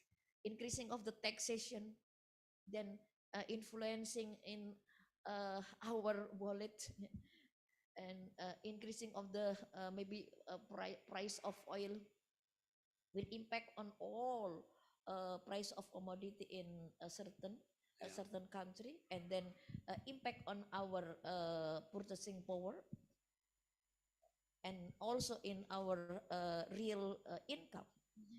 So it is not possible that we then conclude that no significant relationship between policy and Okay. and for example maybe economic growth, maybe stunting rates, maybe education rates, and so on, because all what happened in our life contributes also by the government policy. Okay. Okay, I mean, my answer is definitely not perfect. I mean, I just my view only. So, firstly, no relationship doesn't mean no relationship. Only the relationship, only you have not found the relationship. That's why there many people come to me. They say no relationship. I say look, no relation because you only use regression. If you only study linear, but if you study non-linear, look into maybe they may have a non-linear relationship, but you don't have the advanced econometric to detect the nonlinearity. That's why your paper you find no relationship. But behind there may be some other relationship that you haven't explored. That's why I try to use some advanced statistics good. Okay. Same thing is well, whether you have relation, no relation, it's good to develop theory to explain why no relation or why we have relation. So I think some of you may know I'm a person of no money. So why I'm a person of no money? Because I don't believe money. Why don't believe money? Because every country printing money. So you put your 1 million there, after a few years, 1 million become 500,000. So I'm person no money. More than that, I keep on borrowing. I still owe the bank a lot of money. Now I still owe the bank, I don't know how many will be. I still owe the bank 100 million Taiwan dollar. So it's too few. I think I want to borrow more. So this is something to do with inflation, with this T-bill. So they are also, well, T-bill is going up. No, the currency is, the amount is big more and more. So the T-bill should be dropping, right? Because the money is printing, no value. But the T-bill also go up. The price also go up. The return also go up. It doesn't make sense, right? So sometimes when you observe something doesn't make sense, they may make sense for a short time. But they may turn around in the long run. So it's good to think about the theory and how to counter-react. So just like now USA is printing so much money, what should we do to protect our country? So what can you do to protect your country is what in the future, no data. Then you have to think about the theory. How you get the theory to explain it and then see what the government, the policy can what policy we can do to stop the illusion of why you see the price, everything go up, right? Why? Because inflation. Inflation may not be just like Taiwan. I don't know Indonesian country well. Taiwan, basically, they don't print more money. But you don't print more money doesn't mean your inflation is low. Because USA is printing a lot of money. Japan print a lot of money every year, every month, every day. China print a lot of money. They print their money free. It's about free, okay. And use the money to buy your product, to buy your asset. So your asset price will go up. Even your country don't print. Do you think there's any theory related? They may not be now. So it's good to think about something to, you don't have to use mathematics. The theory can be just your idea why is, I think up to now still no theory yet. So you can think about what's the reason behind. Doesn't make sense, right? US print a lot of money. Singapore Taiwan don't print money. But don't print money, inflation is still high. Doesn't make sense, right? But it's high not because of Taiwan don't print money. It's because USA, China, Japan, I don't know Indonesia. I mean, what I say, if you don't print money is wasted. Because you don't print money to buy other people's product, other country print money to buy your product. So what will you recommend your government to do? You want to recommend them print money or don't print money? So you don't print much more money so that your inflation, your currency don't drop dramatically. But at least you print the same level, right? So you don't lose to the US. They keep putting money. You are not printing. They use your money to buy your oil, your land. No good, right? So what can you do? Do you want to develop some theory? I hope somebody can do it. Develop a theory so that you advise the government what to do to stop losing money to American. Is it a good idea to do research? Think about that. I mean, there are many other research can do. My theory is not based on the ivory tower. It's based on the phenomenon. Just like I observed the overreaction. Stock price go up, today go up, tomorrow it will go up, it's higher. The chance today go down, tomorrow is go down, it's higher. Why like that? Then I developed the theory. Theory is based on the observation, based on the phenomenon, based on the anomalies. These are anomalies. So I observe some anomalies. Then you make a theory so that, well, this is not anomalies. It's normal because we can explain what's going on. After the explanation, then the policymaker will know how to deal with the problem, so that there's no more people. It's very simple. Just like why at the time 1997, these are the somebody some big fund go to sell this the Indonesian currency, right? Make it drop crazy, right? Everybody lose a lot of money. So what I can say is, we try to make money from them. They want to sell, Indonesian movie. Okay, let them sell. We have the theory behind. We act. We counteract. We try to make money from them, so that we not only don't lose money. We try to make money from them. Is it good? So I will pass the ball to all of you. See, any of you can make up some theory, so that people don't make theory. So what should we do? They keep on selling the Indonesian currency, make the Indonesian currency drop crazy. What can you do? We can't observe. This is observation. So you must have something, build something, so that we have the counter reaction. How to save our country, save our people, right? So this is really important mission. Hope some of you can make it and tell me what to do. Thank you. Thank you. Okay, thank you. We hear Adhan for Dhuhr prayer first, but maybe we have one more question for other participants, if it's possible, and then we will please answer it shortly, Prof, and then we will end up this session. Okay, thank you. Let's listen to Azan first.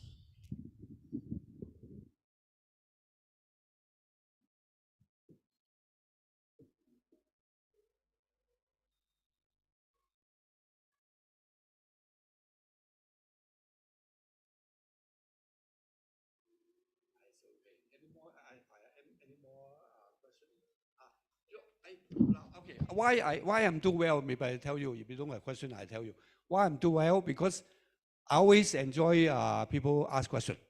Your question will come to stimulate me to get something. What can I do next? So any question welcome. You may make me think about some new theory later on. On after this, then okay, thank you. One more question, please, and then we will finish. Okay.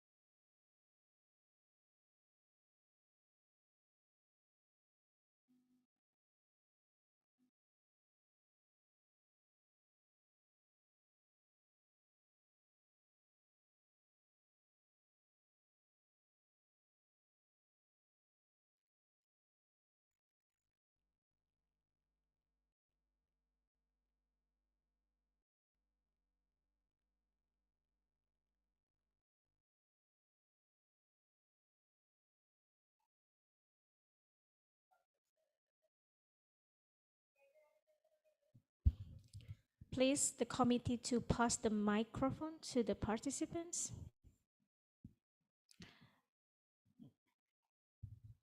Okay, maybe you could introduce your name, your affiliations, and short question, and then Prof. Alan will answer about 3 minutes. Okay, thank you. Okay, thank you. My name is Duy, and I'm from Vietnam National University of Agriculture. And first of all, I would like to thank you so much, Professor, for sharing a lot of experience in terms of how to publish the journal on the reputation journal. And I learned a lot from you. Just one question. Just I want you to share with us about when I submit a paper on the journal. So sometimes I have some situation. For example, one reviewer very how to say very give me a lot of positive comment, and another reviewer they have opposite side. I mean the reviewer evaluate my paper with very negative and unconstructive comment. So that is somehow a very difficult situation to respond the reviewer. As the editor of the journal, so could you share how the editor-in-chief or editor board give the decision on that situation, Professor? This is very important. Many people have this experience. I have this experience also. I have even worse experience than you. I have experienced that the reviewer, both reviewers say reject my paper. They get some comment. For a couple of papers, there are 2 papers. I just I write a reply. Each comment, I write a reply to them. Any comment, all the comment, I write a reply.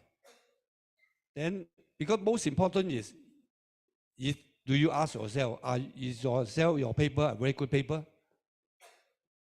If yourself is just not very good paper, then difficult.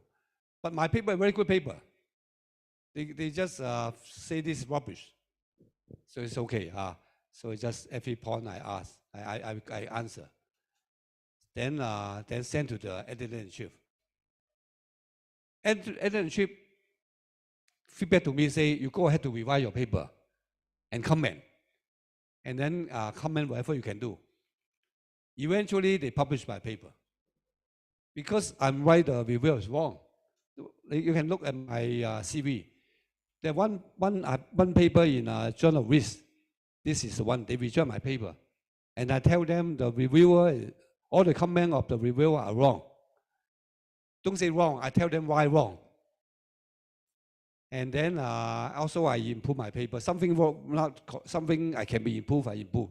Something what they say is not true, I tell them not true. Just tell them direct. So don't be scared Don't be afraid of the reviewer. Reviewer is not, you know better than the reviewer because this is your paper. You are in this world, you are the one know your paper the most, not anybody else. So the reviewer keep you bad comment because they don't really read your paper well. They only, I tell you, I reject paper only spend less than 1 minute. For my journal, the rejection rate is 90%. That's rejection rate. So when people submit, I just spend 1 minute getting through the paper, and that's reject in 1 minute. So same thing for reviewer. When they reject your paper because they don't have time to read your paper so much. So they have some comment is what in their mind. So just tell them they're not correct. My another paper is quantitative finance. I have, I think, my first quantitative finance paper published. You look at my CV in 2004. They reject my paper.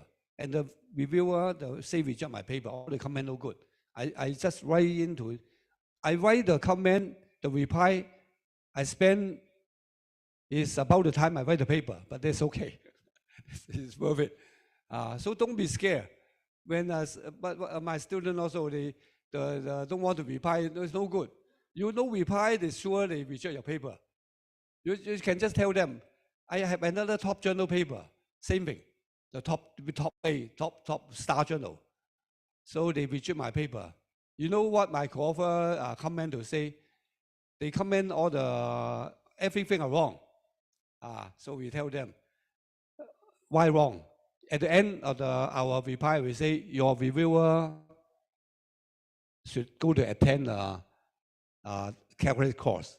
You don't even know calculate wrong, how can they write this stuff comment? So this is how come. Then the editor-in-chief will come back to us say, yes, I mean, we get your point. But he still don't want to publish our paper. We know the review comment are not correct. Because it's discrimination. This is the top journal. They just, this Journal of Financial Economics. So they just look at our name, they reject our paper already. But based on some comment, they reject. But now we feedback to them. They say, if you want to appeal, you need to pay $250. I say we pay. Because our paper is very good paper. And our reply are all good. And their comment are all wrong. So I pay $250. Then the US dollar to appeal. The editor-in-chief dare not take our money because they are wrong, we are right. But they don't publish our paper, that's another issue. So stand up and fight. I mean, eventually we publish another top journal, that's not a problem. So the problem is they really reject your paper, you think your paper is good, stand up and talk to them. Don't be afraid. Okay, you nothing lose. I have experience. They publish our paper, 2 experience. More than 2, but these are the major one because our is theory paper. Theory paper is good because this is only theory in the world. You don't publish our paper, you can't publish any other paper in this area based on our funding. So we can make our voice louder. And based on our theory, make many applications later on and make many policy subject influence to tell the policymaker what to do. Based on our theory, we tell them what to do. If you based on phenomenon is you observe, they may change. The back swarm, right? You know back swarm? So it's when the stock market go up, you keep on buying, eventually crash, you lose everything. You know there's a back swarm there. But before you observe the back swarm, there's no back swarm. You keep on put your money there, all the money gone, no good. So you must know the theory of back swarm. Okay, thank you. The time is up, Prof. Okay, I have 5 minutes to closing this session. Thank you very much, Prof. Alan Wong. Give the big applause for Prof. Alan Wong. Okay, thank you very much. The contribution of the participants. This 6 ICIEFI was a team effort, and I would like to note my gratitude and appreciation to the high commitments and hard work by all parties in making this international conference very successful. I hope not only that participants will find this international seminar and workshop in 6 ICIEFI interesting and informative, but at the same time, they will have the opportunity to engage with other participants for the future research, development, and innovation, and also collaboration. Thank you, and looking forward to seeing you in the future. Thank you very much. Wassalamualaikum warahmatullahi wabarakatuh.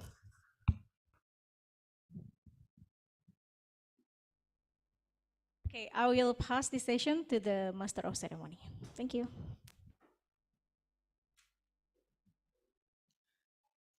Thank you very much, Mrs. Diatitis, for the highlight and for moderating.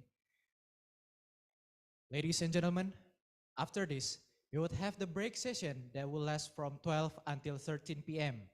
But before that, let me first read out things about our main event, namely the parallel session for paper presentation.